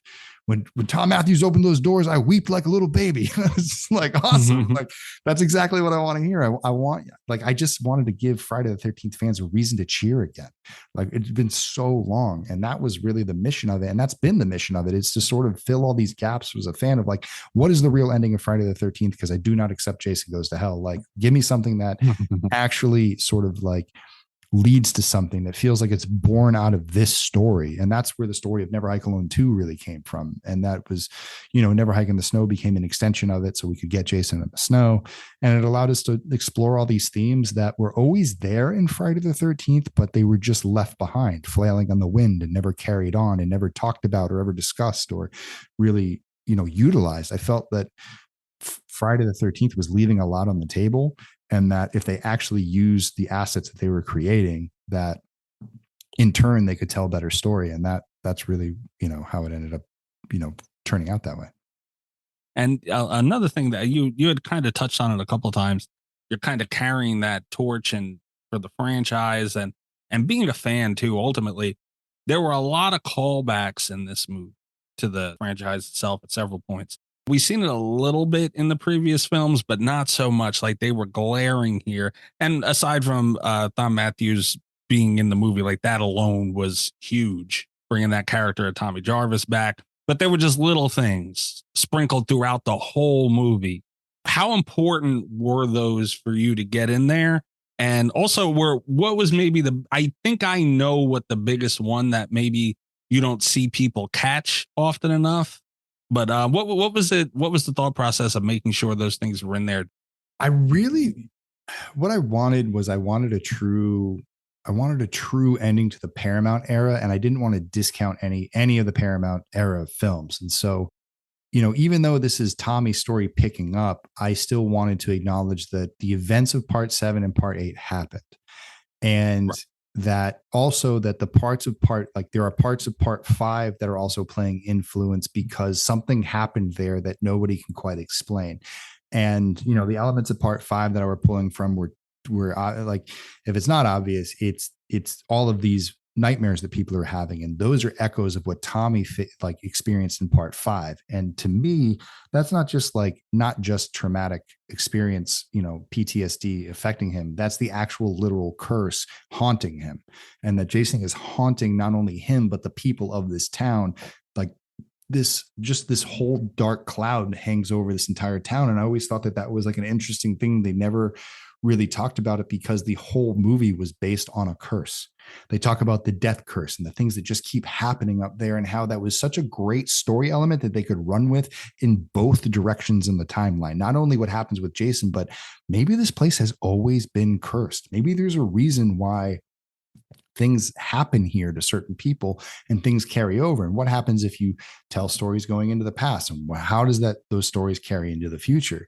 You know, and then from that point, it was like, I also knew that like part 7 and part 8, like continuity wise, really get off the thing. So I didn't want to so much like get into any of their story bits, but just mostly that what do these events look like from an outside perspective? And I believe the choice of words that we used on the newspaper articles that we kind of scanned past, and that was sort of inspired by the way that they do the opening to the Godzilla movies. They do a really good job of doing all like the secret files, and like if you stop them and read them, you actually learn things about what Monarch has been doing to study Godzilla and the monsters that are out there. And like, it leads to clues, but that like at one point there was a house that blew up on the lake and nobody really knows what happened. At one point, there were a bunch of kids who got on a boat and went on a trip, and nobody knows what happened. And that Tommy is the only one who really believes that Jason is still out there, because after his film, everyone really thinks that Jason is gone. And somehow, some way, Jason got released from the lake and never put back. And so if Tommy was still out there and he wasn't there to stop him in part 7 and part 8, that all of a sudden Tommy over this time has become this Don Quixote chasing windmills, looking for this monster that doesn't want to be found, trying to prove to people that the people who go missing in these forests are because that monster is still out there in this world where nobody believes him. And so it became about one of the big challenges of the film was creating this world around Tommy to make it feel like he would be isolated, that he would never get that proof to really show people what's really going on. And because he's got this shaky past, he becomes the main suspect. And then by adding Vinny as, Rick into the movie, that gave us even more reason, because we know that they don't like each other. We know that Rick's got a bone to pick with Tommy because he stuck him in the jail cell. He's the one who got the girl at the end of the movie, and everybody saw him as a hero. And it would be very easy for this guy to see Tommy as this crazy person who is killing people, blaming a monster that doesn't exist so he can act like the hero again. And he wants to stop that from happening and turn it on the case. And he wants to be the hero for once. And so it was, once we sort of got those story motions worked out for those characters, everything else just became about how did Jason exist in this world between part 8, where at some point he returned from Manhattan, took up residence in the camp again, and started living a more of a hermit life like he was in part 2. Like in part 2, he's very much about staying receding and trying to keep people away, and only until they encroached on his ground that he go out and attack. We brought that mindset back even further. Like in part 1, in Never Hike Alone, he lets Kyle come all the way into the camp and tries to give him as many opportunities to escape as possible, because he doesn't want to draw more attention in this part of the timeline, because he just had a lot of attention on his ass because of the Mark Hill story. And so he knows that if somebody else goes missing, they're going to come knocking around again. He's going to have to escape into the forest again. He doesn't want to deal with it. It isn't until he crosses a line and sees his mother that he decides to act. In Never Hike in the Snow, he only acts because he accidentally gets caught on camera and he has to do something about it. He has to take action. But you actually see Jason go through a moment of regret in the movie. If you're looking closely, you see him sort of realize that it was what he's really thinking is that it was his own fault that he got caught on camera. And this kid is dead because it's his own fault. And it's not just a kid. It's the son of someone's mother. And now I am doing to others what was done to my mother. So how am I any better? And why do I have to keep doing this? And so it was really cool to dive into that headspace and to put that type of information on screen visually, not necessarily saying it out loud, but if you watch closely and you sort of have that perspective while you're watching, you start to realize that, like, as everyone else is going through arcs, Jason is the one going through the biggest arc of them all, which was a lot of fun to actually give Jason a story rather than treating him like the mindless killer that he's been treated like in most of the films that are in the series. You touched on something there about Jason getting from Manhattan back to Crystal Lake. Somebody needs to make that movie. That is a movie in our timeline. Right now, the working title is called The Defeated, because it's all about Jason in his most defeated state trying to return home. And it's almost like a road movie. It's like Milo and Otis with Jason. Yeah, I love that. I was trying to picture it in my head when you said that. I was like, is it just Jason hitchhiking? But who's going to pick him up? Like what? So because I'm pretty convinced I'm probably never going to get to make this. So I'm just going to start leaking details of it until someone says, it's a great idea, we should make it. Basically, everything on Jason is melted off. His clothes, his mask. If you've ever seen the concept art from the original Mummy of the way the mummy looks when it first arises, he's basically Tarman. Jason is Tarman walking home. And he kills multiple people, but he never touches a single person. Like somebody sees him and like basically somebody stopped at a rest stop and they hear something and they see his body and they go to run away. And as they run away, they get hit by a truck. There is a group of motorcyclists leaving, a county diner in the mountain roads. And as they're riding their bikes through the backwoods, they come down this mountain road and there's Jason standing in the middle of the road, like Sasquatch, turning around and looking at everybody, causes everyone on the motorcycles to crash and kill themselves. And like, he's just creating chaos wherever he goes. And he's just following the voice of his mother to return home. And at the same time, there's this other story happening back at home in Crystal Lake where this, for lack of a better term, John Rambo like character has come back to Crystal Lake to sort of rebuild, or, he's just on the road. He's trying to find work. He's just trying to, he's living day to day really at this point. And he's actually inspired by the guy who shovels shit in the chicken's coop in part 5, like who's just, this wandering vagrant who's like just looking for a decent day's work, ends up on that same farm. It's left to someone's sister. Their husband had died. This guy comes to town looking for work, and somebody said, well, you should go out to this old farm. Like the husband just died. She needs help out there. So he goes out there and he meets the woman. He's like, what are they talking about? I don't need no help. That son of a bitch never worked a day in his life. I did all the work around here. In fact, the fact that he's dead, it's actually one less thing I have to worry about. But if you want to help me out, and he's like, well, maybe it is time you do less. You know what I mean? Like, I'm just here to help and earn a decent wage. Please let me help you. And so she opens her door up to this guy to sort of help her out, but she's sort of slowly this ice cube that has to melt. And he's just there, to kind of live. And he has to go find a place to live nearby. He doesn't have money to live. He ends up wandering in the forest and finding Camp Crystal Lake. And he realizes like, well, I can deal with this. Like I've lived in like some of the worst places when I was in the service. So, I'm going to take up residence here. And as he goes into the camp, he starts to sort of like his own PTSD and his own fears. And these old things about his past that he's running from really start to really creep up on him. And he starts to dream about them and sort of do that. But at the same time, he's settling into that life. And eventually one day he goes back to the farm and he's got this good balance. She's asking where he's staying. And he mentions that he's staying at the camp. And she's like, you know what? You can stay in the barn. Move in tonight. Like, you don't have to stay there anymore. Like, you're good. Don't go out there. Don't live out there. And he's like, no, actually, I like it. I enjoy the peace. I think I should be away from people. I don't think I should be around people. And she's like, no, you don't understand. You have to get out of there. He's like, please, like, take up residence here. He's like, well, I'll think about it. And he goes home that night. And so as these two stories are being told, the meat of the film is these two characters meeting back at the camp, like Jason returning home, like, who's been sleeping in my bed? And this guy being like, who the hell is here? And the cool aspect of it is that we get to see the curse take a form that it's never taken before, where Jason in this weakened state is not really at the point where he can just full on attack somebody and kill him. Like, he's still recovering from being washed out of a drain in toxic sludge. Like, he just doesn't regenerate from that like right away. It's going to take time for him to heal and get better and kind of become what Ghost Jason is. But through the process of this, there's like this mechanism where as this guy follows Jason through camp, as he walks through one doorway, he actually ends up zipping into his own past and ending up in these war scenarios where he has to survive these war scenarios where then like a grenade explodes and he dives away from it and he's diving out another doorway into another part of the camp. And Jason's sort of there leading him through this maze of his own sort of guilt, which is kind of cool. And it leads to like his ending. And there's sort of a transformation at the end of the movie where Jason becomes the ghost Jason that takes the new mantle of, this is why he looks this way. This is where the mask came from. This is where the clothes came from. And this is where he started this new life post the Paramount era that eventually led to the events of Never Hike Alone. I love it. I only have 2 more questions for you, Vince. Sure thing. One of them is probably what we started with.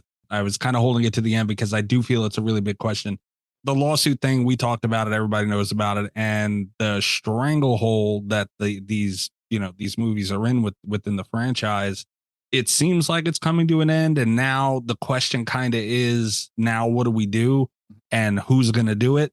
Honestly, I feel like, and we've talked about it amongst ourselves many times of, who is going to, like, who will direct these, who will write these, like these movies, when they do eventually start rolling, you should be the first candidate, in my opinion.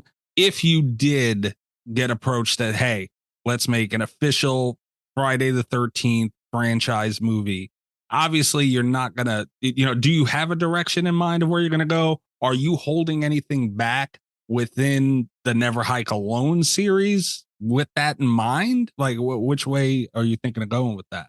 Well, I mean, it's a little bit more complicated of an answer now, because you have Brian Fuller doing the Peacock series Crystal Lake, which is going to, focus on the beginning and the origins of Jason. If you look at what some of the other properties are doing, you have very binary results where you have, say, Chucky, for example. You have, the Child's Play TV series, which really follows the original franchise, does everything the old series does, and focuses on delivering that for fans. And then you have this new series that's going to be out, that's, that already has a first film. They're probably going to do a sequel that's establishing a different kind of Chucky and doing a different kind of thing. My opinion is that Friday the 13th is meant to be splintered in that way, that whatever Brian is doing, the films have to sort of be the catalyst to that. Either it has to be the other version of Jason. It has to, do it in a way that it's an experiential movie that's like a fun ride, a good roller coaster. But at the same time, the way it should be set up is as a trilogy. I think that the Halloween series, as far as like a model, is a good thing to relate to say that, like, even though you can say what you want about how those things were executed, the fact that they went in knowing that they were going to make multiple movies, the fact that there was, that has to sort of live on. I would love to come in and design something that has a franchise tag to it. That's, as we're working on the first movie, we're setting up things for the second and the third movie. And there are things in Never Hike Alone and Never Hike in the Snow that were set up that took years to pay off by the time we took Never Hike Alone 2. But even something as little as Jason ripping out the battery in Never Hike in the Snow, that was written in there because eventually we got to the hospital and Jason rips all the batteries out of the cars there too. And it was sort of to be an extension of that. And that was an extension of the Friday the 13th video game, because he takes the cars out of batteries in the video game. So it was something that I was trying to sort of like, hey, this is something that's now a part of Jason's character. Let's make it one of his moves. Let's make it a signature thing. And so those are the types of things that I want to explore. Like, not what are the stories are going to be about? What are the signature moves going to be? And how are those things going to escalate and get even more exciting with each film? And I've said it publicly before, but I think that depending on what you do, if you did like a human version of Jason, I think it would be interesting to sort of go back to a story about Crystal Lake.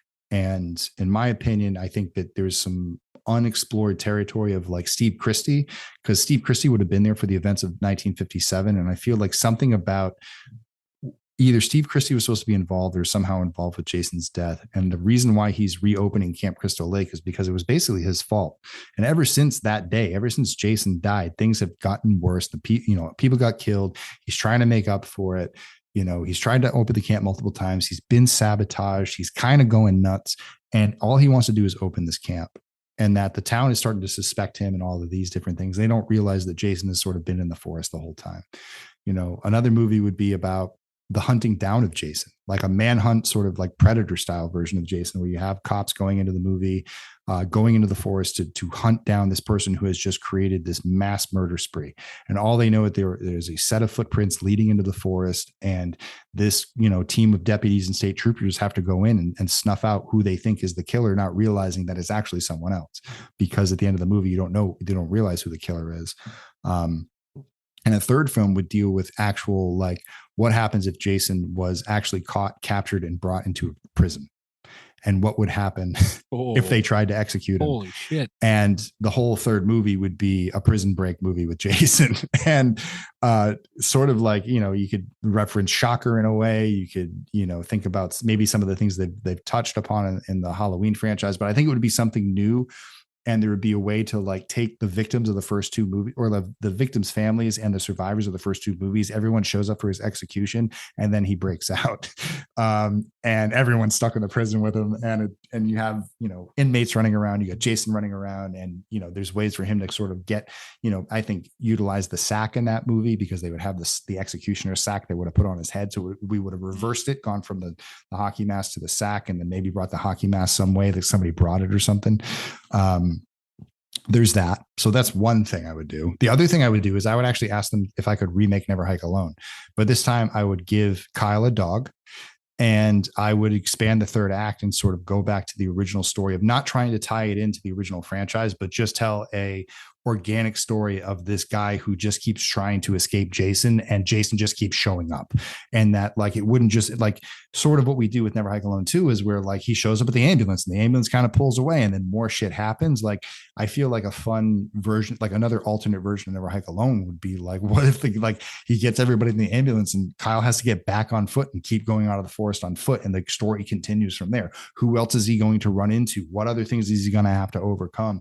And being able to do it with a bigger budget and sort of do bigger stunts and have bigger stakes and all those things. You can have him bump into different people in the forest. And there's versions of the Never Hike Alone story. Like, there's even Never Hike Alone 3 in a way. If you can think about it, we tease it at the end of Never Hike Alone 2 about, you know, the person who tries to pick up after Kyle's footsteps, and the fact that that story would be about Hiker Man 5000 going out into the forest, trying to be like his hero hiker who went missing out in this area.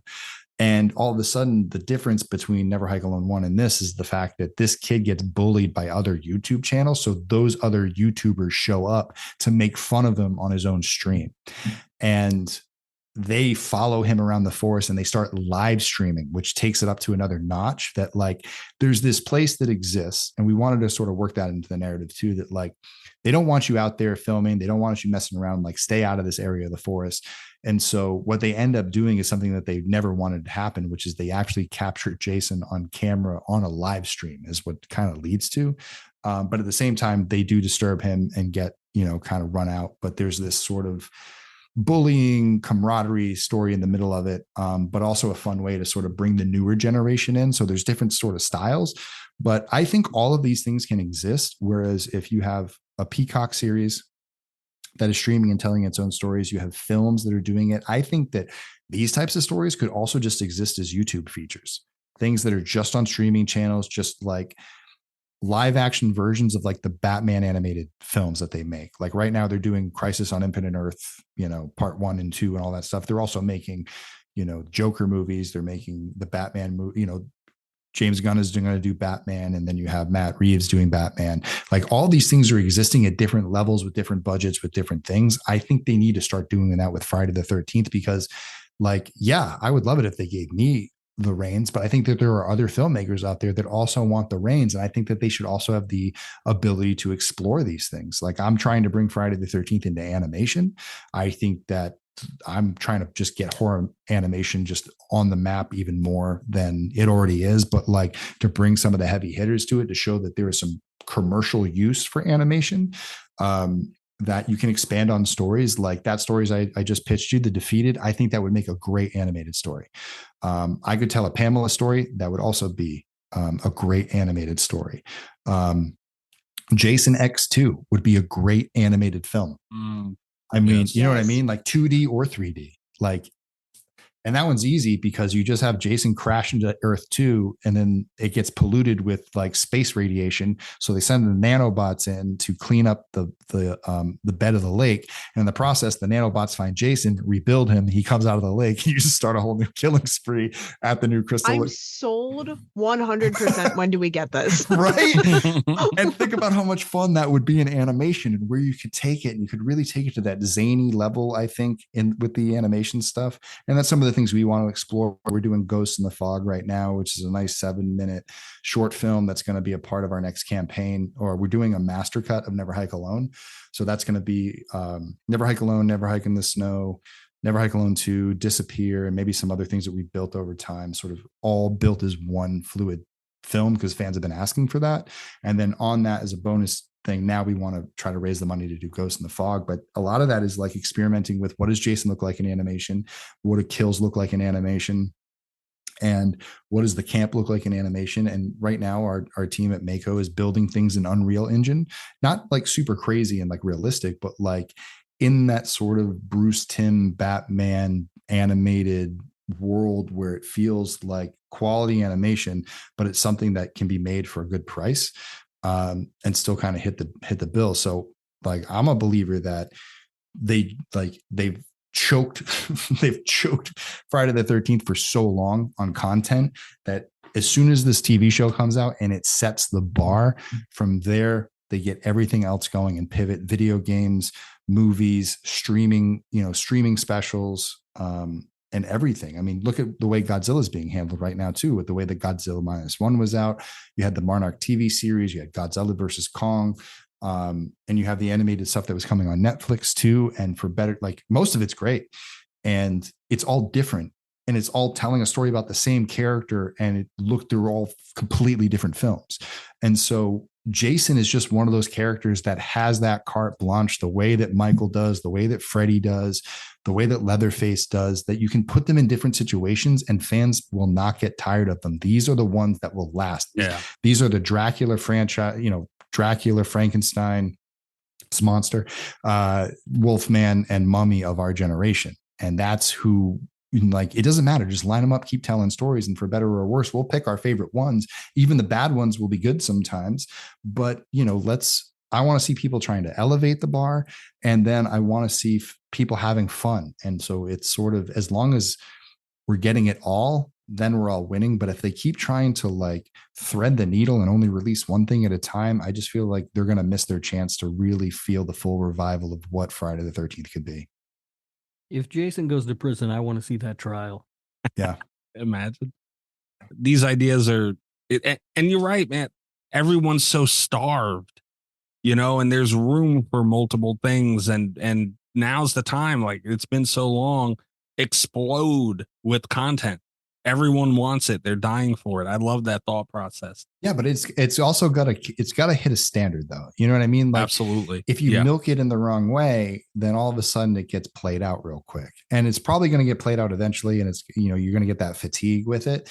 But that's why everything has to be uniquely well executed. And that's what I'm hoping the franchise has. Like, if I could wish myself into one like position at all, it would be to be in a position where I worked for not just like the films, but the actual franchise, to be like, okay, like, let's figure out our branding.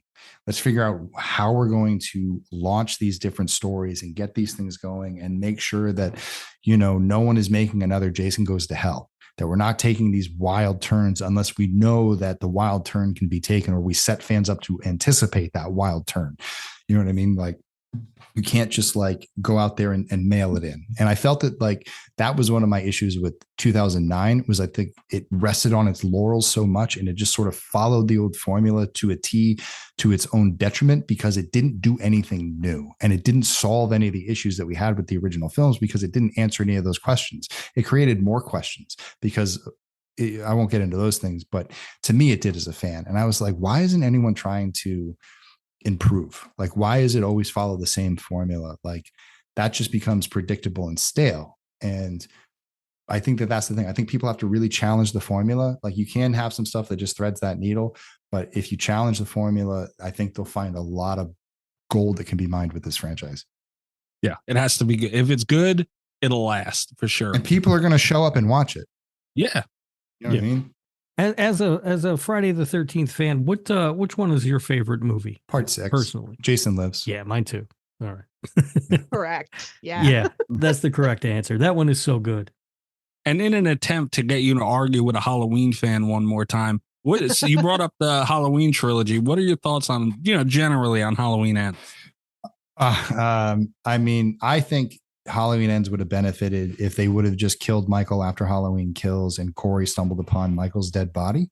And I think that would have been interesting to see him discover the dead body, pull the mask off Michael, see his,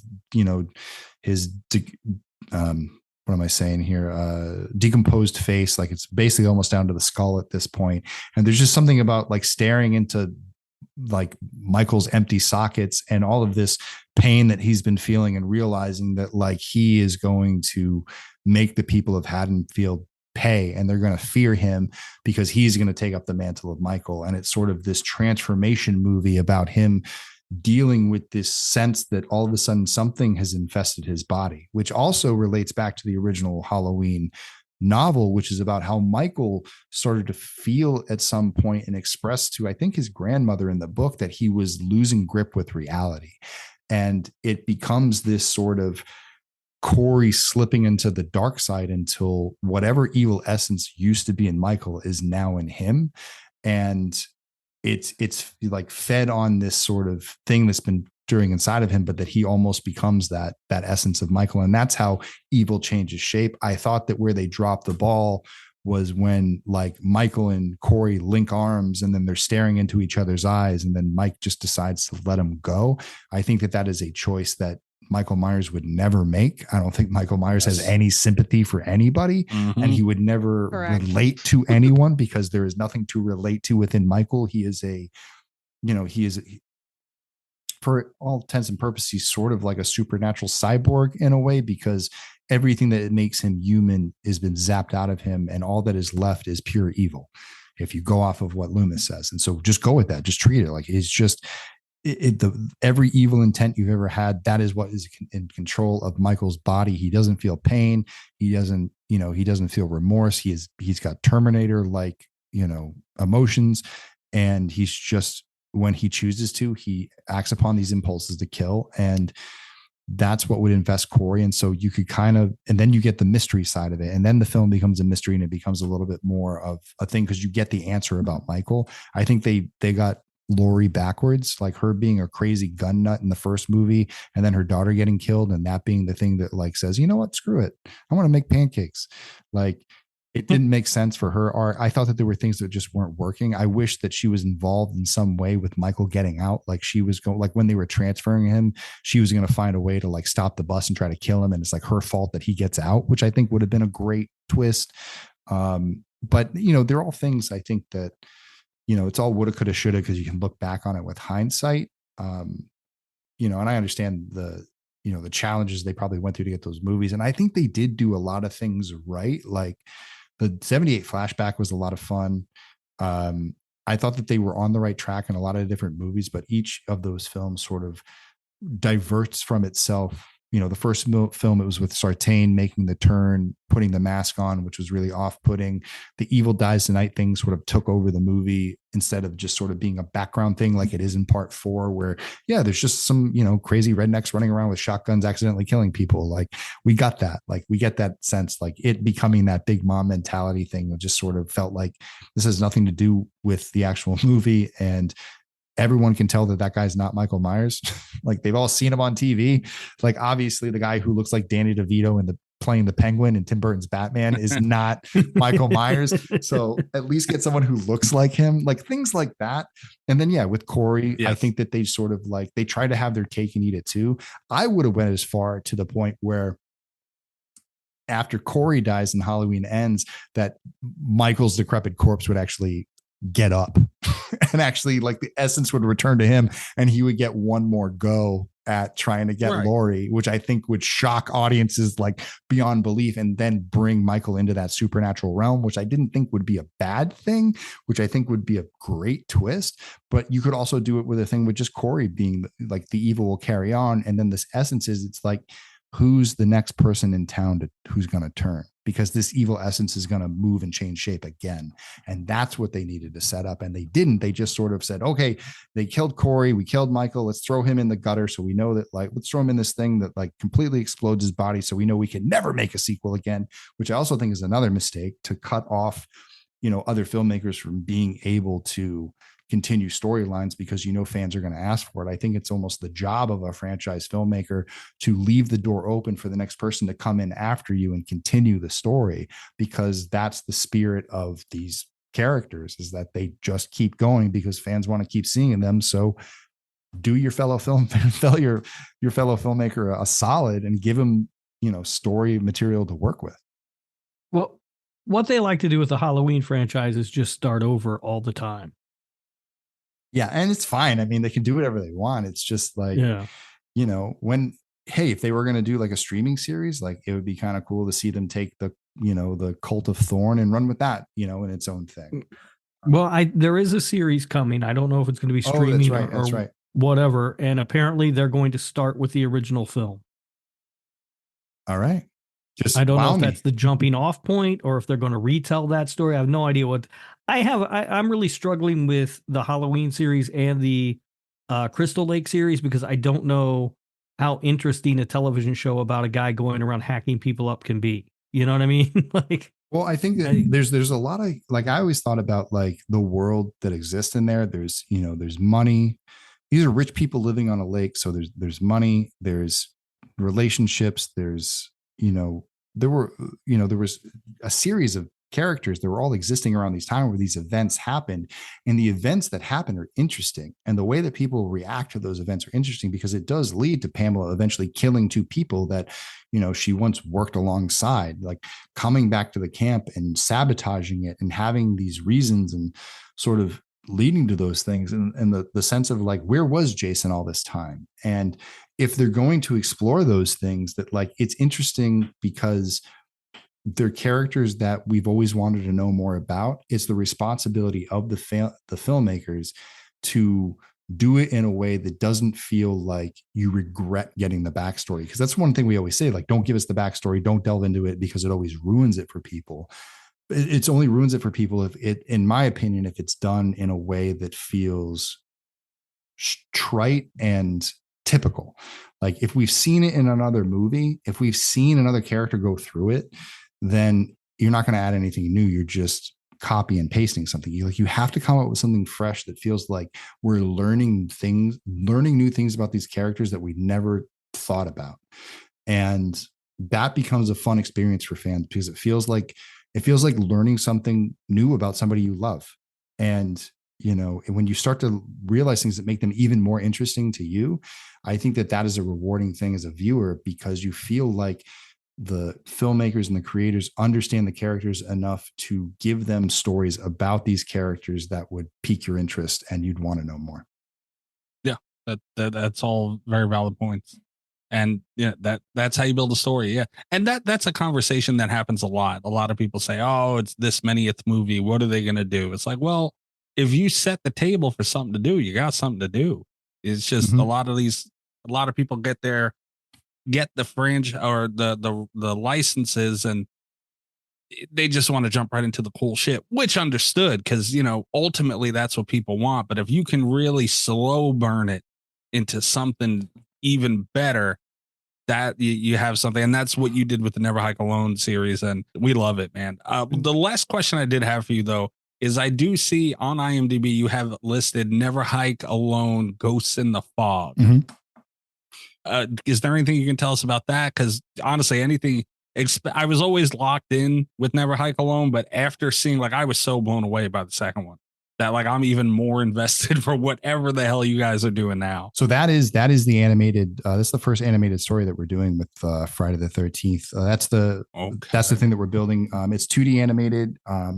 It's about a group of people who just get lost in an intense fog trying to get back to their campsite. They end up wandering into Camp Crystal Lake and encountering Jason, and we send them on, it's just like, I think in a sense, it's a lot like the opening of Never Hike in the Snow. We really wanted to highlight what our Jason is capable of, putting, characters in unique situations to meet interesting demises, and doing things in animation that you can't do in live action.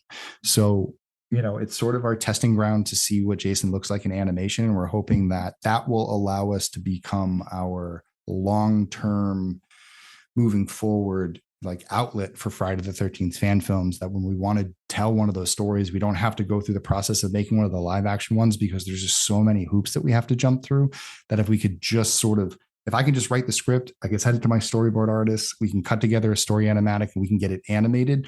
It can happen over a long period of time, over the computers, through emails, through Zoom check-ins, and I can continue working and doing other things without having to, like, take months off to go shoot stuff. Plus, it allows us to explore, like I said, like, when you do an animated film, the thing you want to ask is, why is this an animation? And I feel like there are things to be explored in horror and animation that are really, really fun. I think it can be very entertaining for people. I think you can do certain things for mood and scares and things like that. And I just think fans will just really dig it. You know what I mean? I just think that's something they'll really take to. So that is going to be a part of our campaign this summer. Like, we're going to have one goal to get the Blu-ray made for the final cut. It's called Never Hike Alone, the final cut. And then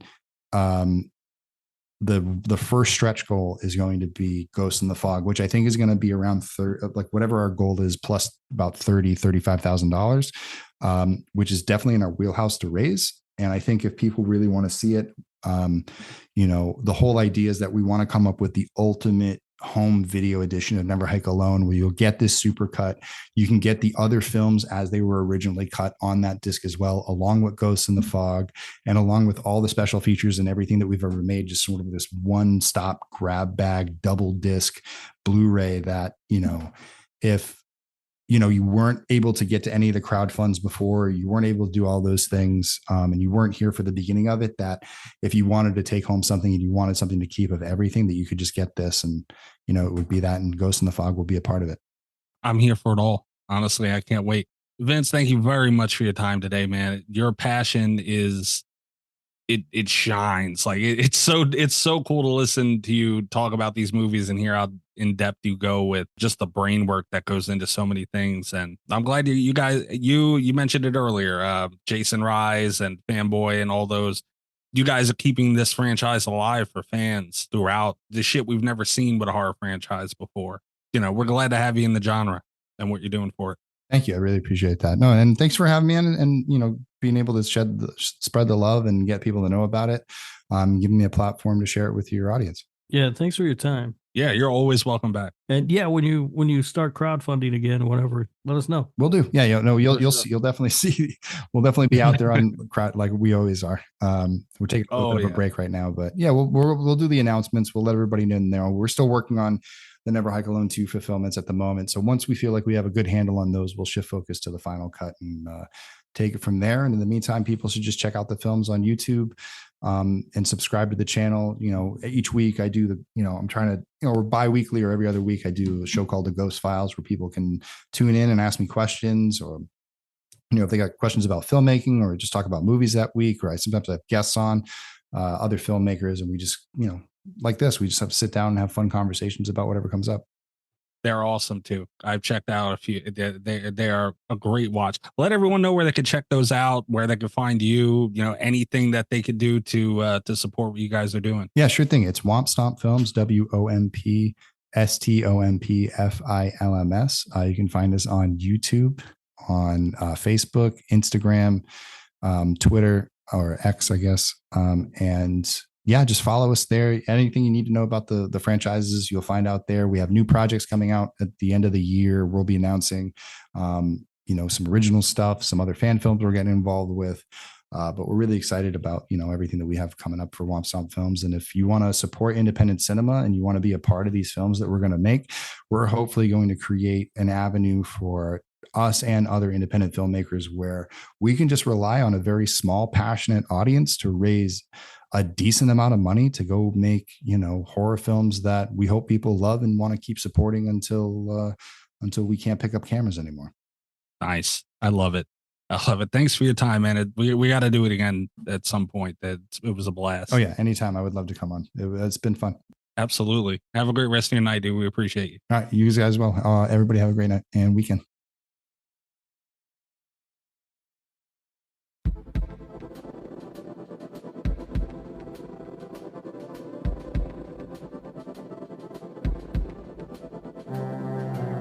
Dope ass conversation. It looks like we're gonna have Vince on again in the future, which I'm actually really looking forward to, because the conversations were so in depth and he gave so much insight on so many things that it was hard to get to. I could seriously, he's one of those dudes I could just sit and talk to about Friday the 13th forever. Yeah. I would also like to have an episode where he comes on and roasts more Halloween things. No, we don't need that. Maybe. It's also dope because he's a fan, and I think a lot of times where you get a lot of directors, writers, whoever in film, and they get to a certain point, not that he's like, John Carpenter or nothing, but still, like, he made some very prominent films and busted his ass to make them. So, but he's still just, I'm a fan. And he didn't lose sight of that, which I feel like a lot of people in the industry do very quickly sometimes. And that was something, on the note of having him on for a Halloween episode, that was something that I really liked in our discussion, is we asked him about a different franchise, and he wasn't just like, sometimes we fluster guests because we ask them wild questions from our own show mythology, but he had an answer very specifically, and a lot of people have weighed in on the Halloween Ends question specifically, where they kind of have like beat around the bush or given us a very short, blunt opinion about whether or not they like the movie. But he you could tell he had thought about this before because he knew what he would fix, about Halloween Ends, which I just, and it's like you said, he's a fan. You can tell. Yeah. I don't think we've ever flustered a guest. I feel like we have. I feel like we've caught a couple guests off guard. I don't think we ask wild questions or anything. I think it's all perfectly normal. You got a lot to David Howard Thornton about his ass, man. I didn't ask him about his ass. I asked him if it was a stunt ass or his real ass. I mean, that's a legit question. You asked him about his ass. It's the same thing. Damian Maffei wasn't a big fan over on Cult of Me asking him if Tom Brady was hot either. So, yeah, it does happen occasionally. It's our jobs. What are we going to do?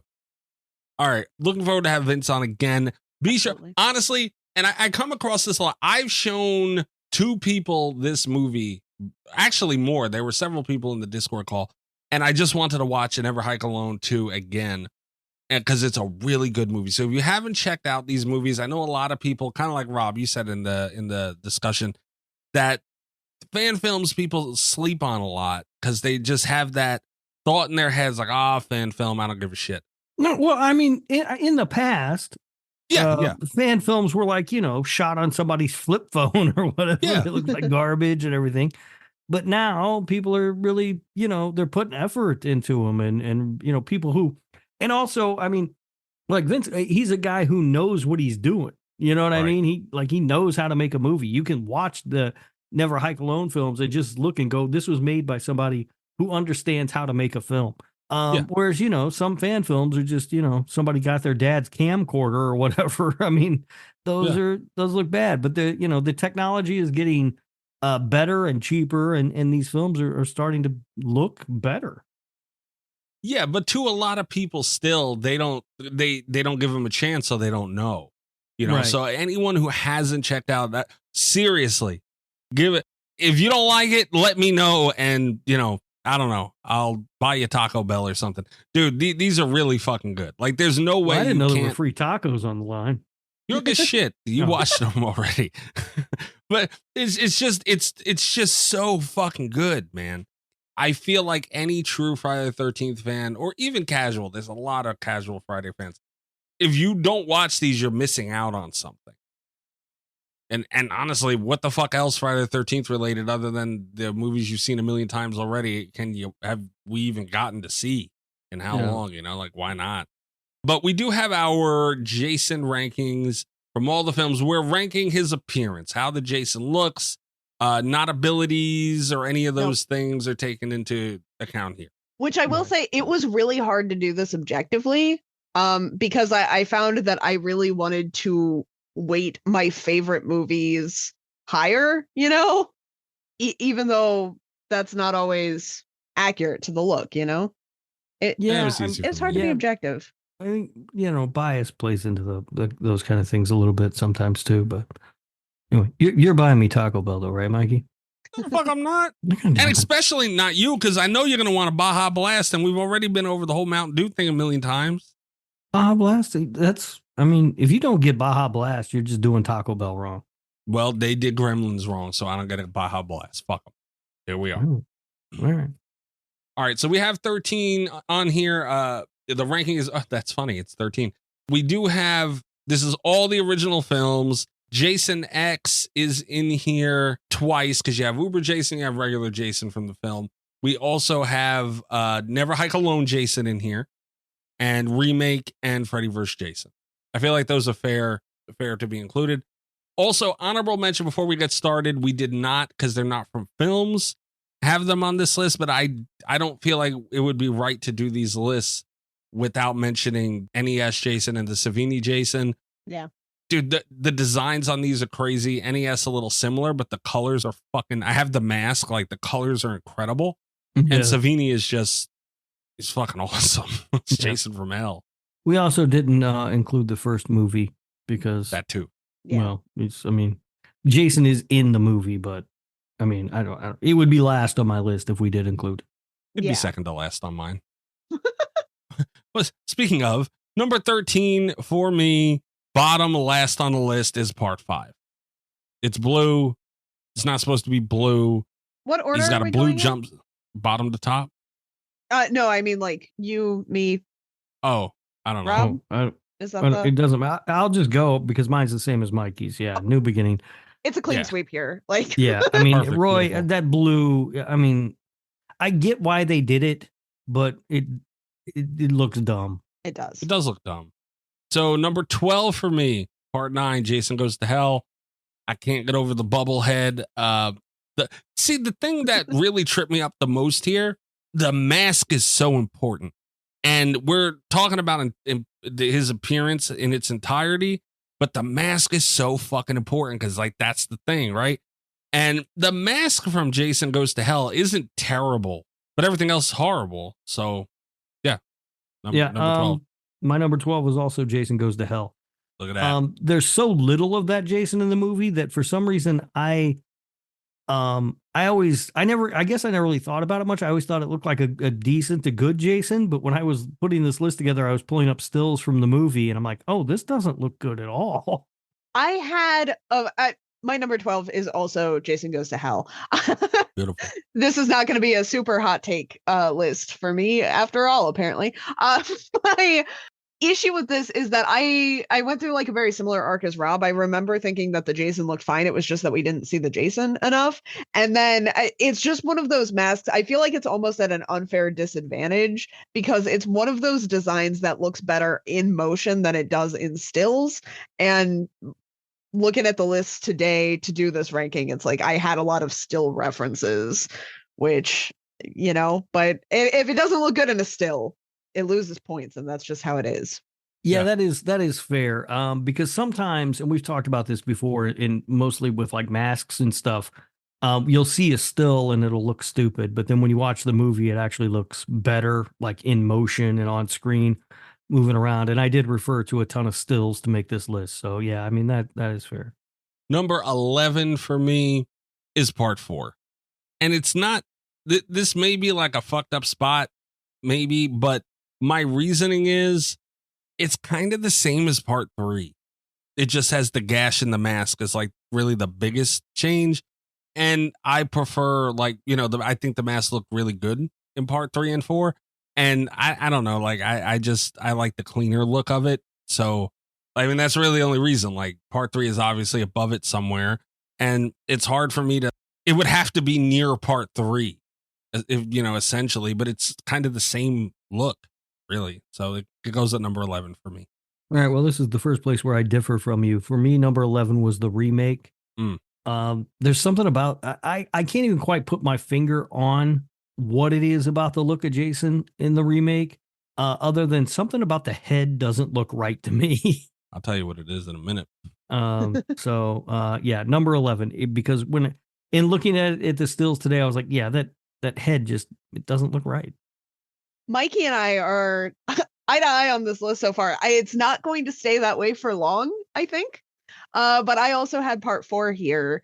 I was kind of going through where I wanted to put this one.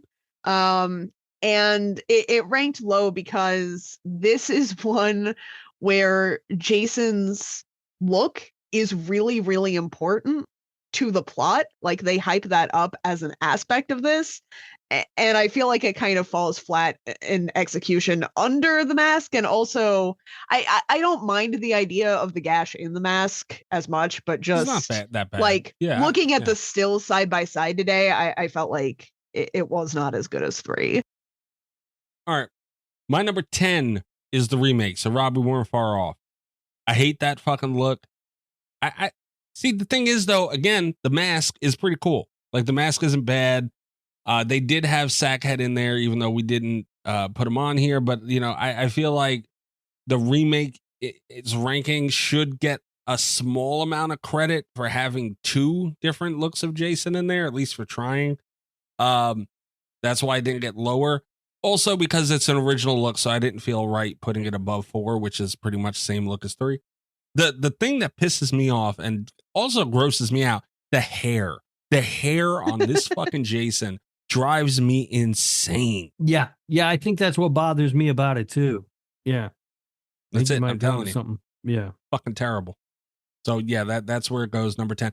Like honestly, that hair is almost enough alone to sink it straight to the bottom of this fucking look. Like they ruined, and he was just kind of like, he was really jacked up. Mm-hmm. So like, I don't know. It was just a weird, it wasn't the worst take they could have went with, but why are you putting hair on the motherfucker? God damn it. Number 10. My number 10, I don't know if this is a hot take or not, because I feel like this is one that people like a lot. Well, not a movie that people like a lot, but the Jason that people like a lot, and that is Jason Takes Manhattan. I think The Mask. This might sound stupid. I don't know. When looking at the pictures today and everything, it's too big. You're not wrong. That is, we'll talk about a lot later. We're going to be talking about part 8. Okay. But my one big criticism with it is that the mask is too big, and it definitely was something I noticed in stills. I think the mask is fine. I think the Jason is fine. They're not proportionate to each other. I couldn't get over the fact that it was too damn big, and I've never really even noticed it before, but I'm looking at these pictures today and I'm like, it's too big. It looks weird. I got over it a little bit in the stills just because I do know that's something that's never bothered me before today. But I get where you're coming from. I see it. God damn it. We'll talk about it again later. All right. I think my take here is maybe going to be a little bit hotter than Rob's take. My number 10 spot, I'm gonna rip the Band-Aid off. It goes to number 3. Oh. Here's the thing about it, is that if we were ranking, there are a lot of things, if we were ranking like the history of the Jason aesthetics, 3 is arguably, not even arguably, 3 is the most important to the Jason aesthetic in terms of plot. It's where he finds the mask. It's a very iconic moment. We don't really, the mask isn't lit the best. Like, it doesn't look great in the stills I was looking at today. And also, it's not always, we've talked about this before, the effects in 3 are really inconsistent and it distracts the hell out of me. If we're just talking aesthetics, I feel bad putting this one too high, like, just from looks. I don't love it. God damn it. I know. All right. Well, that'll come up again later. I put it up above 4 because even though I do feel like they're comparable in design and in the side-by-sides, I actually felt like 4 looked better, but 3 did try something new and they didn't nail the aesthetic part of it, the lighting of it, 100% in this movie, but it put them on the right track, and that made it an easy choice to put it above 4, I think. So that's how I feel. Okay, we're at number 9, right? Number 9.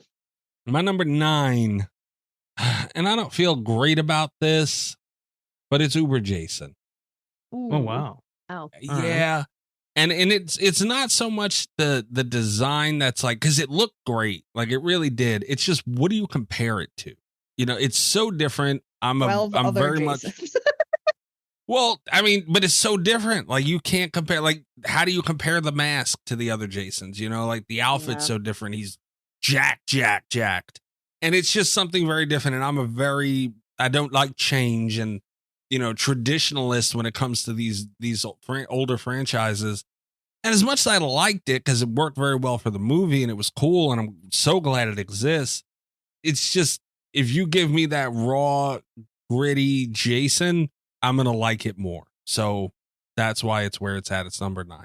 All right. Fair enough. I think Uber Jason is, you're right. It's hard to compare to the other ones. And also I think it's kind of, I mean, it's a look that I think is kind of divisive anyway. There are people who just absolutely hate it. And some people think it's really super cool. I have kind of a point about Uber Jason, but I'll save it for when it comes up on my list. Okay. My number 9 is Freddy versus Jason. Wow. A lot of people love this Jason. They go on and on about him. This is not one that was affected by the stills, although I did double check it in the stills, and I still believe that I'm correct. The mask is too round, and it's always driven me nuts. It does not, the shape is not right. It is too round. I'm not even going to wait till when I get to it on my list, but I'm going to come out and say this. I think it's the best mask in the franchise. Nope, too round. I love it. It's a perfect mask. I have it. I have a replica of the mask. I love that mask. Really? Is it just a plate? You're a son of a bitch. It's a really nice mask. It's perfectly, it's just worn and all that shit perfectly. And I love it. And you're kind of crazy for that. That's wild. Nope, the mask is too round. I'll hold my thoughts until I get to mine, but I disagree strongly. Okay. My number 9 is the remake. I actually, this is the only one that for me, I was impressed by how good it looked in the stills, because I remember not being a huge fan of the Jason look in the movie. I was looking at the stills. I feel like this is the one that gets an advantage from me only looking at stills today. And I think, Mikey, a big part of it is because I didn't see any of the stills with the hair. Like, that benefited it a lot. I fucking hate that hair. But I think the mask looks good. I didn't love Sackhead Jason in this one, but that's not what we were talking about. We were talking about Mask Jason from the remake. And I do think that they did a good job making it. It has kind of that 2000s aesthetic a little bit, where everything was like intentionally real grungy. But I think the Jason mask is one of the few things that can kind of carry that design choice. So not a bad mask, but yeah, everything. That fucking hair. Gross. All right, my number 8 is Jason X as well, like the regular Jason and Jason X. I feel like this kind of counts towards the appearance because this is what we seen Jason as in the movie. It felt like they didn't try to really hide his height in this movie. And, you know, Kane Hodder obviously played Jason in Jason X, and he played Jason in several movies before that, and he always looked bigger. And I mean, like, as far as height, not really, you know, muscular or whatever, but they really didn't try and hide it here. Like he you know, Kane Hodder is not a small dude, but when you're thinking Jason Voorhees, he's kind of the same height as everybody else. This one also had fucking hair. And I don't know why they put hair on Jason. It wasn't as bad as the remake, but it was still, because it wasn't like weird, disgusting strands of whatever the hell that shit was. But I still wasn't a huge fan of it. Continuity, like we talked about with Vince during the interview, it just doesn't make any sense. But the mask, it's a really good mask. And the outfit wasn't awful. And he did look like, you know, Kane was in great shape for this movie. He's far too busy for a lot of things. And it's obviously because he takes care of himself. So he looked jacked, and it kind of worked because he was, you know, shorter. So he was more like compact and just a ball of terror. But yeah, just, I don't know. Yeah, Kane Hodder was not a good height to play Jason. I'm sorry. It's worth pointing out he's way too busy these days. Way too busy. Yeah. That's worth mentioning. What did he do? That fucking, what was he? A killer goat? Kill Her Goats was the name of that movie. Yeah. Far too. Hold on. Let's take a moment, real quick. He, I know that Kill Her Goats was on the Blu-ray was on sale on their website. It was like a clearance thing for like $2.99. And I asked some people who I knew who had seen it if I should buy it, and they said that was $2.50 too much to pay for that movie. They ain't lying. I don't know if this is the button I'm looking for. I didn't. Another one. Nope. Yeah, I think I deleted the button by mistake at some point. That is a tragedy. Oh, I don't have the Kane Hodder button anymore. Well, that is sad. God damn it. Are we at my number 8? Yes. Is that where we're at? Okay. My number 8 is part 3. Okay. 8? Yeah. I don't dislike the look of Jason in part 3, and you can't, for me, you can't argue with the mask in part 3 because that is the mask. It's literally the mask. Yeah, like that is the first time we get the Halloween or the hockey mask, and it's literally the mask. But I think it was just I don't think it's as good as some of the other ones that we see. I think that while the mask is the mask, like the outfit is just kind of bland, the clothes. There's just something about it that I don't love. The look, the whole thing together. I don't love. I like the performances, Jason, in part 3 a lot. But I don't like. I'm just not crazy about the look. Like, it's fine. God damn it, man. All right. So my number 8 also goes to Jason X. Not Uber Jason, just Jason X. Prior Uber Jason. We ran into this issue. I don't know what to call him. Pre-Uber Jason X Jason. I had kind of a tough time placing this one as well, because it's not the Jason that I think of when I think of Jason X. And it's not necessarily the Jason I think of when I just think of Jason Voorhees, which kind of lost at some points. But just from a design aesthetic, I love this. Like, I don't mind that he seems a little bit larger in this one. It feels very intimidating. I think it's like a very scary Jason. And I think they hit on some of my favorite like design elements from other incarnations of Jason, which, even though it wasn't like a great continuity hit, it felt like it really was a Jason for the Jason fans before we get into the Uberification of him. So I liked it, but it didn't do anything. Because it's not the one I think of usually, because I had to be reminded to put it on the list. I didn't feel comfortable putting it higher than this. God damn. Okay. What are we at now? Number 7. 7. Okay, my number 7, and I struggled with this. My number 7 is Never Hike Alone 2. And it's not a perfect Jason to me, but it's really fucking good, man. The mask is great. Great mask. The outfit's perfect because, it's like a tore up, dirty ass, almost like a wife beater or tank top or whatever. And then the coat around it totally looks like something Jason would be wearing out in the woods. Mm-hmm. 1,000,000%. It's very worn. But it's not too worn. It's perfect. The special effects, like the cowl and everything else, it looks great. But I do feel there was a couple of spots and also towards the end of the movie, they made sure everything that happened to him was visible on him in these effects. The strikes to the neck and all these things. They made sure to keep that all in there, which I thought was great. I do wish, it might sound weird, but I wish he was wetter. I get what you mean, though. Don't be gross. Well, it's supposed to be, but he was walking around, and it stuck out really at the ambulance scene.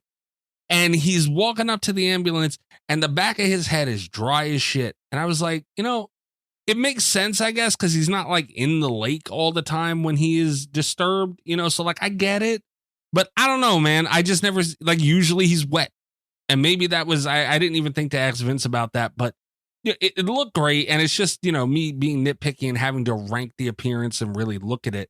But it's a really, really good Jason. And that mask is superb.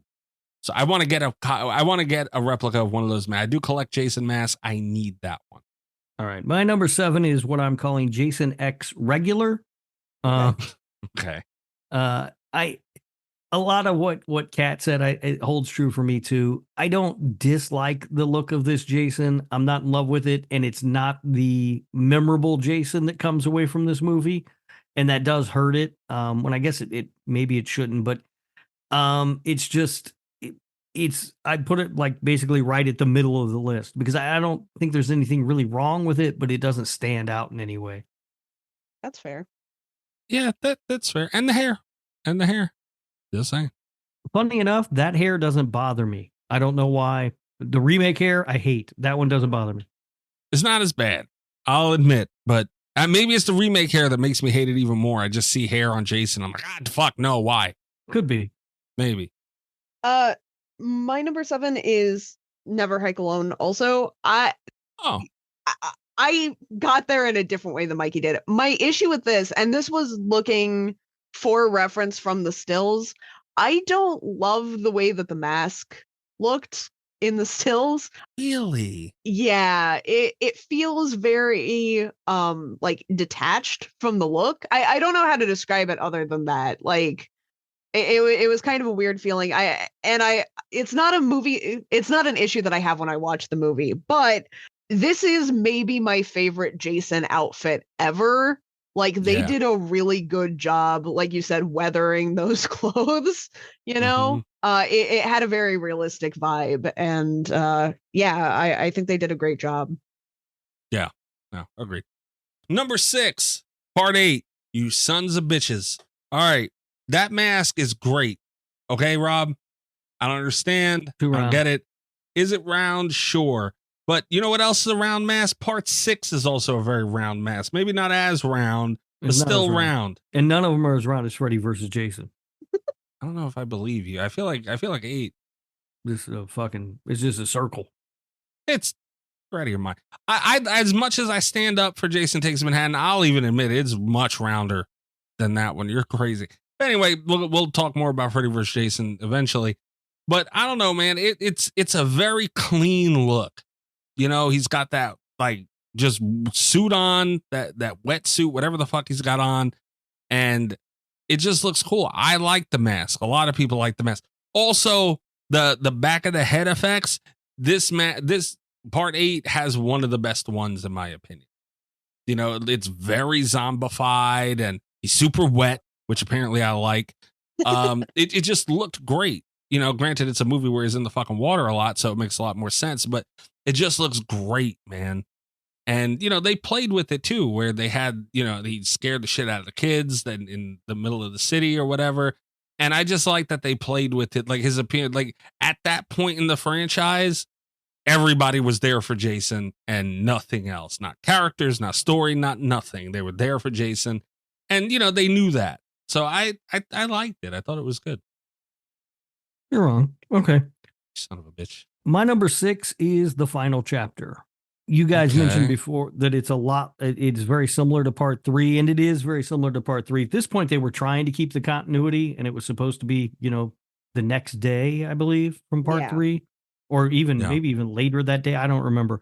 But what I like about it, and the reason I put it over 3 is that it in 3, I think one of the things that bothers me is the clothes are so damn clean because they're new clothes that he just got. In part 4, I like that not only do you have the notch on the mask from the axe in part 3, which I think was a nice touch, but also the clothes aren't as clean now. They're kind of grimy, kind of dirty and everything. It just looks more like Jason to me. So that is my number 6. My number 6, I'm interested. I think it's really interesting that I'm the one that has put this lowest, because when I was ranking, I wasn't sure if this was going to be too high. I wasn't sure if this was going to be a hot take because I had it too high. And here we are. Here I am ranking it lowest. I have Sackhead Jason. I've got part 2 here. Okay. And honestly, number 6. Yeah. Okay. Honestly, I really like Sackhead Jason. He's not the Jason that I think of immediately. And pretty much from here, every Jason that I have higher than him is a Jason I literally thought of first when I was making my list. I have no problem with him though. Like I will kind of stick up for Sackhead Jason. So I think it was a good design. I think it made a lot of sense for where he was. And obviously this is the first time we're seeing Jason, so it seems kind of dumb to say this, but it's a new look for Jason, you know, like it's introducing us to that character. I think it makes sense for what's going on for him. And I like it. No complaints. I just was running out of spaces. So when you start to get to the top of a list like this, that's what happens, right? You got to choose where you're going to put, you got to put them in some order. Yeah. And that's very much how the middle of my list felt. Yeah. And it's such a different look, much like Jason X. So it was a little difficult. My number 5, though, I'll keep the conversation going, is part 2. Okay. Maybe it's because it wasn't done to death that it stands out so much. And it's kind of cool that it's there. We've only seen Sackhead in the remake. I thought it was great, man. A lot of people say that it ripped off of The Town That Dreaded Sundown, and it probably did. A little bit, yeah. Yeah, they weren't shy about ripping other movies off for the series. They sure were not. but it worked for a character like Jason, man. The sack is kind of cool, and I wish there was a way to bring it back. But, you know, like we talk about a million times, no movie, especially now, just coming back, is going to have the balls to not have the hockey mask in the movie. And then it's how much do you rush through and keep it? Like, you know, in the remake had that, but like how long does he keep the sack throughout the movie? And, you know, it's a hard question to answer, but I do wish we could get it again somehow. And yeah, number 5, I feel like that's a good spot for it, man. Sackhead's really important to this whole character, obviously. Look at you guys. My number 5 is Uber Jason. God damn. I don't love the look of Uber Jason, but I like that they did something different. I mean, it's the 10th movie in the franchise, and they were willing to, I mean, 1, take Jason to space, but 2, also make him Uber Jason. And it's cool. I mean, you know, I remember getting super excited when I saw it in the movie. And I think it's a good look. Like, it is hard to compare to all the other ones because it's so different. That's also one of the things that I like about it. It stands out in the franchise. It's something that you're definitely going to remember. So it's Uber Jason. Rob, you and I are on the same page with this one. I also have Uber Jason here. For very similar reasons. I think it stands out. I think it's very reflective of what they were doing in this franchise. And I didn't think about this until I was doing this list. But one thing that matters more to me than just about any other element of a Jason design is, does the Jason match what is happening to Jason in that film? Like, and the answer for this one definitively is yes. You know? Yeah. I think it's a cool look and everything. All right, my go. Yeah. Yep. Number 4. Where are we at? Okay, number 4. Part 6. And I'm going to be honest, this was very close to being my number 3. I flipped them as we were talking because I wasn't sure, but this was my heart. Like, I was flip-flopping these all day. Like, I would think about it and then I'd be like, fuck, let me change it. And the more I think about it, man, the more I think it's right. Part 6, I think, is really good. They had a bunch of iconic scenes, and it even carried over into the game too, where Gunn did a great job of capturing these characters and every little detail on them. But the cobwebs in the eyes were prominent in the film and the game. Like, they just went into a lot of little detail on Jason himself, which I loved. The mask was great, little circular, Rob, but it was still really good. I just feel like the outfit was a little strange. He's wearing like this long sleeve green shirt, and like he looks like I don't quite know what the outfit is that he's got on. It's very strange. He's got these yellow work gloves, and like it just looks a little bit thrown together. Like, it's not the worst thing in the world. Like a collared green long sleeve shirt. Like it. He has the little pouch thing on the belt. He looks like a camper, which, you know, like, or a hiker or something, which I guess maybe makes sense for him being in the woods, but I still don't want to see it on my Jason Voorhees, you know? So yeah, that's where it goes. But the small details they did put into him and the mask being really good, it won me over. So that's its spot. I think it's fair. Fair enough. Yeah. My number 4 is the Jason from Never Hike Alone.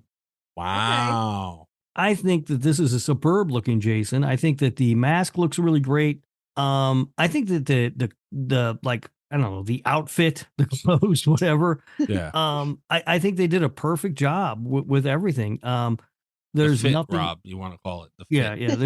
There's nothing that stands out that doesn't look like Jason Voorhees to me. So yeah, I think they did an excellent job with the creating the look of Jason in all those movies because it looks pretty much the same throughout all 3 movies. And you know, just clicking through, looking at some of these stills again, I mean, this looks like Jason, you know, in a Friday the 13th movie. You know what I mean? Like, it just if they took this look and plunked it into some of these other movies where, you know, he's got a lot shittier look, yeah, you know, it would have improved those films, I think. I didn't talk about this too much on mine because I knew that it hadn't come up, yet, but I just kind of want to throw this out there. I feel like Never Hike Alone was at a little bit of a disadvantage for me because I do really love those new inventive Jason looks. Like those catch my interest. They stick out. They're very memorable. I think in a fan film though, what you want is not to do something new and crazy. Like you want to capture the look of a Friday the 13th film, you know? Yeah. And I do think they did that really well. But while we were talking to Vince about other movie ideas, and he described the goo monster Jason, like I'm dying to see that. I have a feeling that would have been like very high on my list of Jasons if I could have seen it. Yeah, man, they did something special. The back of the head being dry, as dumb as it sounds, and he was the smallest Jason as well. As much as I didn't ding it as bad. That he was a little on the small side for Jason, but I mean, I don't know that he's that much smaller than Kane. You know? Yeah, that's the thing. It's like I didn't ding, like I mentioned it for Jason X, like regular Jason. Mm-hmm. But you know, that's fucking Kane Hodder, dude. You know, like he's a big dude, he's a muscular guy, so it made up, you know, they made it work. You know, like it was their Jasons and it stood the same throughout. So that's his look. I'm not tremendously mad about it. It's just when you're looking at appearance, you have to look at the appearance, you know? So those are the only two dings I got for it. Good place, Rob. Yeah. I almost put that high, a little higher too. It was really hard for me. Like this is a hard list to come up with, honestly. But yeah, at some point you are just kind of running out of slots. Yeah. My number 4, this one hurt. This was where like the bias came in so strong. While I was making this list, like when I sat down to do it, my original thought for number 1 was part 6, because it's the Jason that I think of. And when I sat down and I looked at them all side by side, I realized that it was the scenes of Jason that I was thinking of.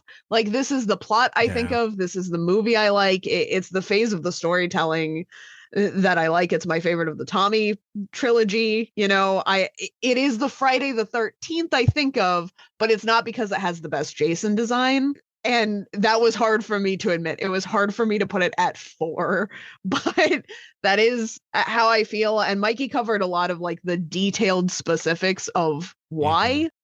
Mm-hmm. You know, like they did a great job with the mask. There are a lot of little details. I didn't love the outfit as much.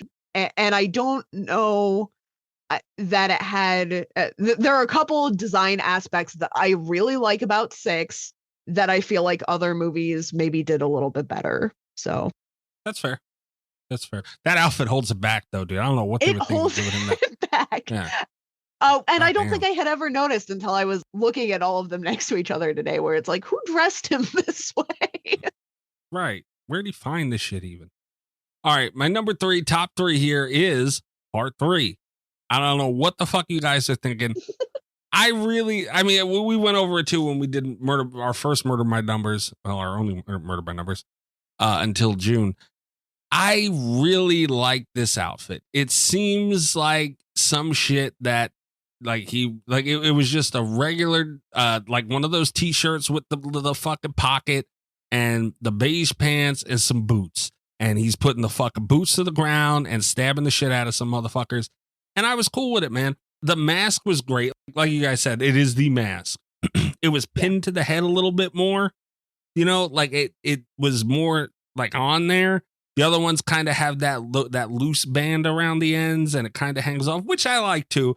But there was something about the way this look was constructed and the effects for the head and all those special effects were great. You know, like it looked bumpy and weird and it was, I think it was a great look for Jason. So part 3, and it's the first real, like we had Sackhead and whatever, but this is like Jason as we know him. This is it. And although I like Zombie Jason better, they did a great job. When you have to sit down, and I know this shouldn't go into the decision much, but when you sit down and you say, all right, this is who we're basing our franchise around, we got to create, you know, the guy that's causing all this chaos and unstoppable force. What does he look like? And, you know, they made a pretty good mold. So part 3, top 3, number 3, right there. correct answer. All right. You guys should be ashamed of yourself. I'm not though. My number 3 is Jason Lives. Okay. It I like the mask. It is slightly round, but not as round as Freddy versus Jason, and not as big as Jason Takes Manhattan. Pretty round. It's not that round, Mikey. It's more of an oval shape. Pretty round. And it also, I think, I don't know. I think it looks good. I like the zombie Jason. I like the look that they went with for that. He is fresh out of the ground. So I think they did a good job with that. The only thing that kept this from being number 2 for me is that stupid fucking belt. Yeah. I don't even mind the rest of the outfit, honestly. Like, it's fine. It's whatever. But that fucking, they put a utility belt on. He's walking around like he's fucking Batman or something. What the fuck? Like, I hate that thing. So it's that is the only thing that really holds it back. It's number 3 for me because of that. The best movie of the franchise, though. Yeah, if we're just doing movies, you know. Yeah. Here's my hot take. Here it is. We found it. Oh boy. God damn it, Cat. Is it what I think it is? Son of a bitch. My number 3 is Jason Takes Manhattan. Whoa, not what I thought. Whoa. I didn't realize until Mikey put it low, like how hot of a take this is going to be. I said it in the Jason Takes Manhattan episode. I said it in Murder by Numbers. I said it when I made Mr. Cat's boyfriend watch all the Friday the 13th. The one thing that I unequivocally love about Jason Takes Manhattan is I fucking love waterlogged weird ass Jason. I love that he doesn't bleed. He just kind of leaks seawater at people. I'm obsessed with the seaweed look. This works for me in a way the rest of the movie did not. But while we're just talking about Jason designs, I get it. You know, he's not just like a zombie. He's like a weird lake revenant, and I wish we got to see more of that. Even though that mask is so big? Even though the mask is really big. And honestly, the mask being big is the one thing, because I didn't notice it today until I was looking at the stills. That is what kept it from being my number 2 Jason spot. All right. Okay.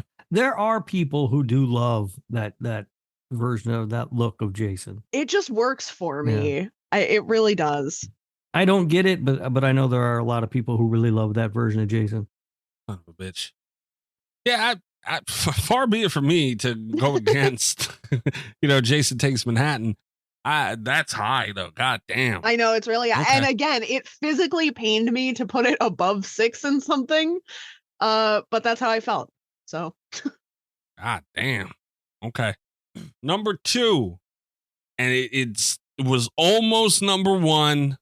I feel like we're all gonna have the same number 1. I don't know. I feel like we might. We might. But number 2 is Freddy vs. Jason. It's such a good look. It's that fucking round ass mask. It's not that round. It is super round. It's like a circle.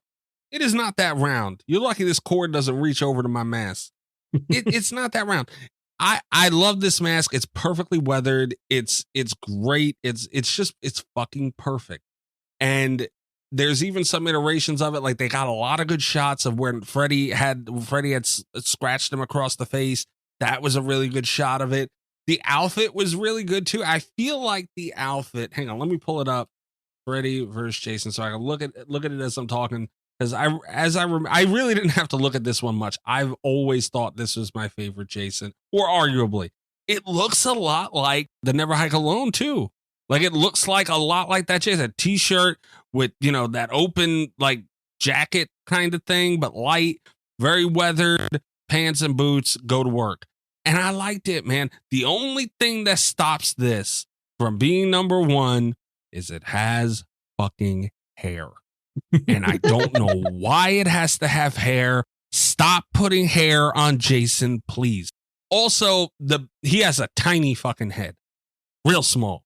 Like he's got a little bean head, and I don't understand why.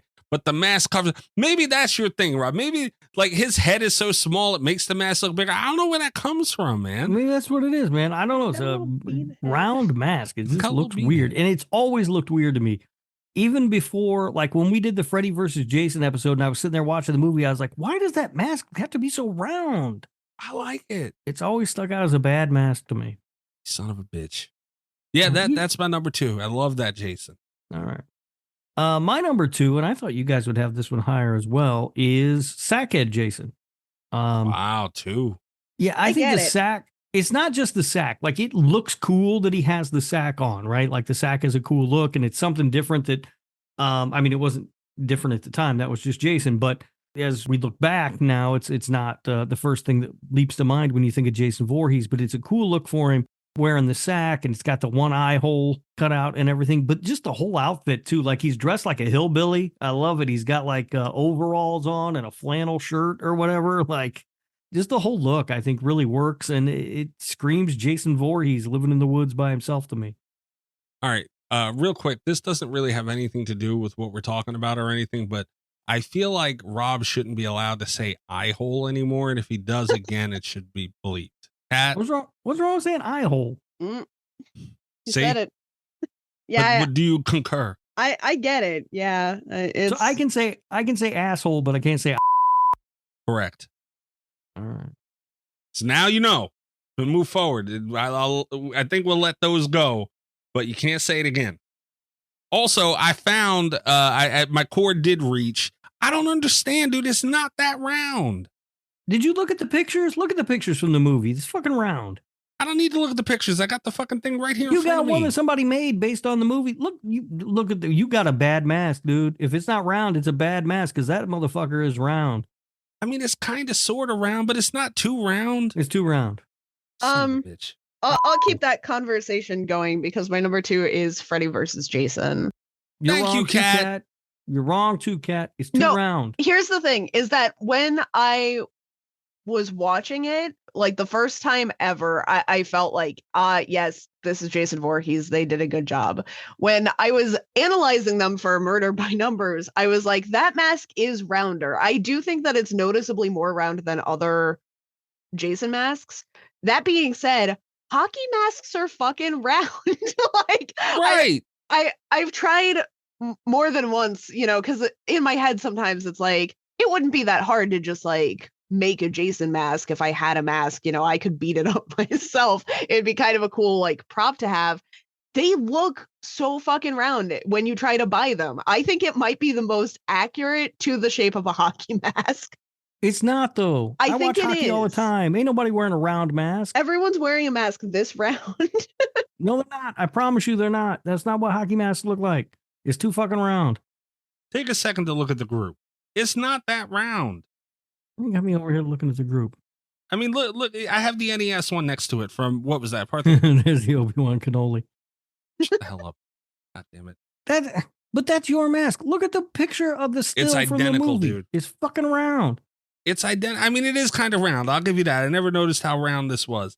But it's not, I don't know. I feel like it goes to the jaw perfectly. It's not round all the way around. It's kind of round at the edges. Yeah, it's too round. You're crazy. I can't believe you. And I think they did a really good job. Again, I think this was a task that was really difficult because going into something like Freddy versus Jason, like Freddy had a look at that point in the franchise where it was pretty easy to be like, this is what we want Freddy to look like. But we had all these iterations of Jason before, and I think they did a really good job just kind of making an amalgamation of them and saying, this is our Jason Voorhees that we're taking into this fight. They did a great job. And he's aesthetically very often the Jason that I think of when I think of Jason Voorhees.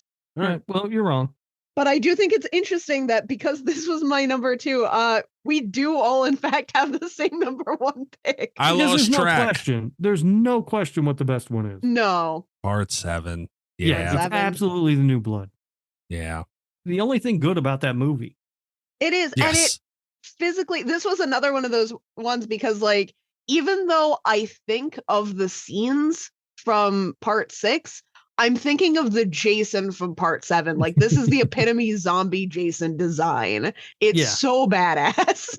Yeah, it's fucking amazing. It looks awesome. When you see like his back and stuff, just everything looks great.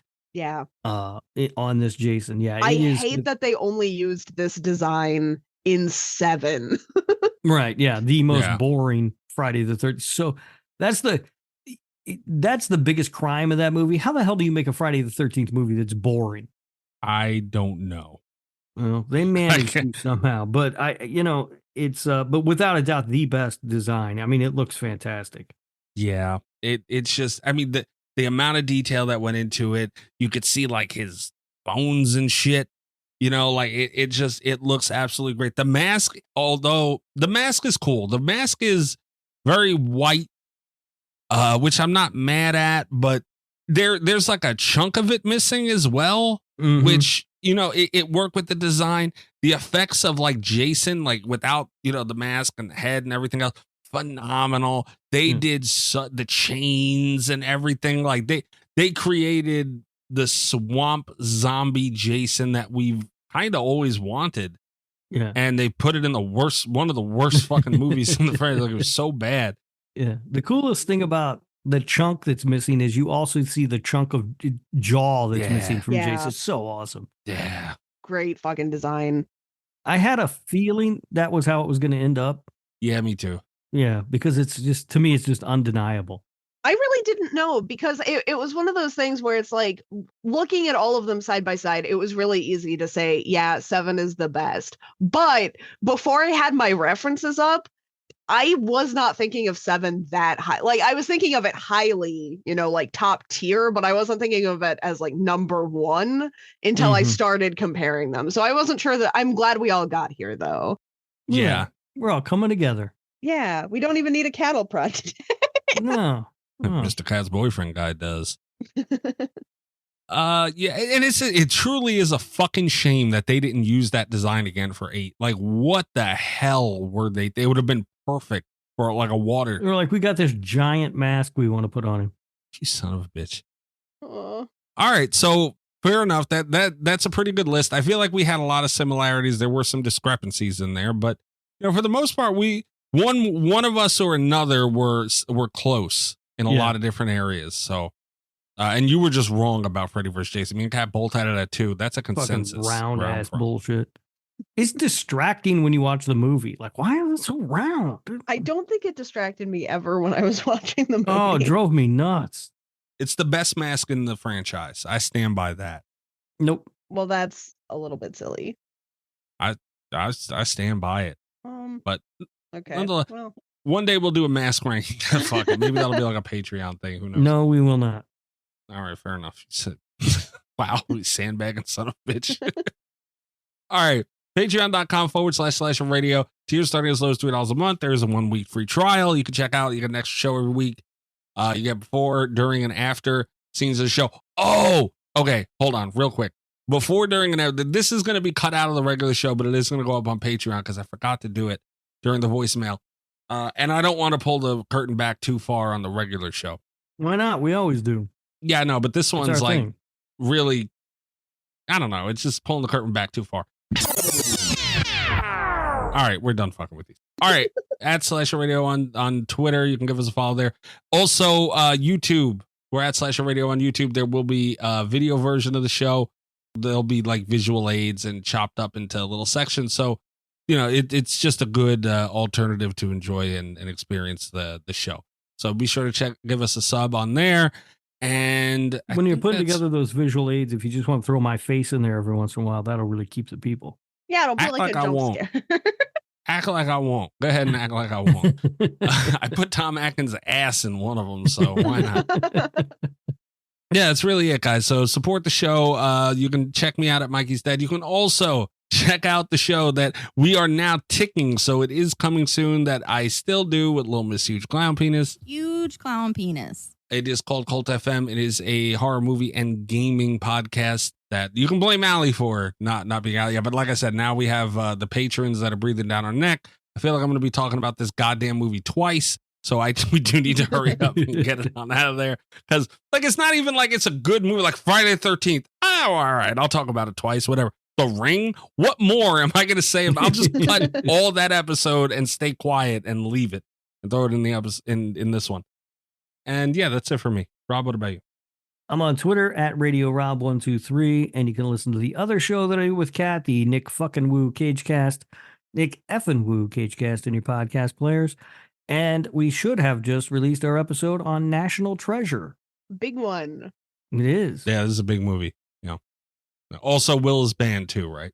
Yes, the list is now Mikey is banned, Ali is banned, Damien Maffei is banned, and Will the Thrill is banned. Yeah. Thrill me.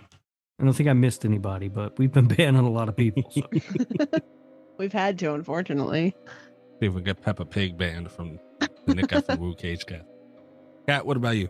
I do think the power move for the patrons would not just be to vote through the ring. It would be if they can manage to get the ring through on a week that Rob is gone and Ali replaces me on this show. The ultimate goal is just to get Mikey and Ali to talk about the ring twice. I don't want to do that, though. I think that's great. I think you guys have just the exact same conversation, but you have to plug all of the slasher radio things. No, you can find me on Twitter at cat_velour, VOLEUR. You can check out my website, catvelour.com. Okay. Also, we are actually announcing something early, which is a change. Next week, we will have Nathan Basil, Leslie Vernon himself from Behind the Mask, The Rise of Leslie Vernon will be joining the show. That will also be up on YouTube. So make sure you get that sub in now, and make sure you're obviously subscribed to this feed as well, you little fuckers, so you don't miss anything. Good night from Slasher Radio. All the best of Slasher Radio podcast.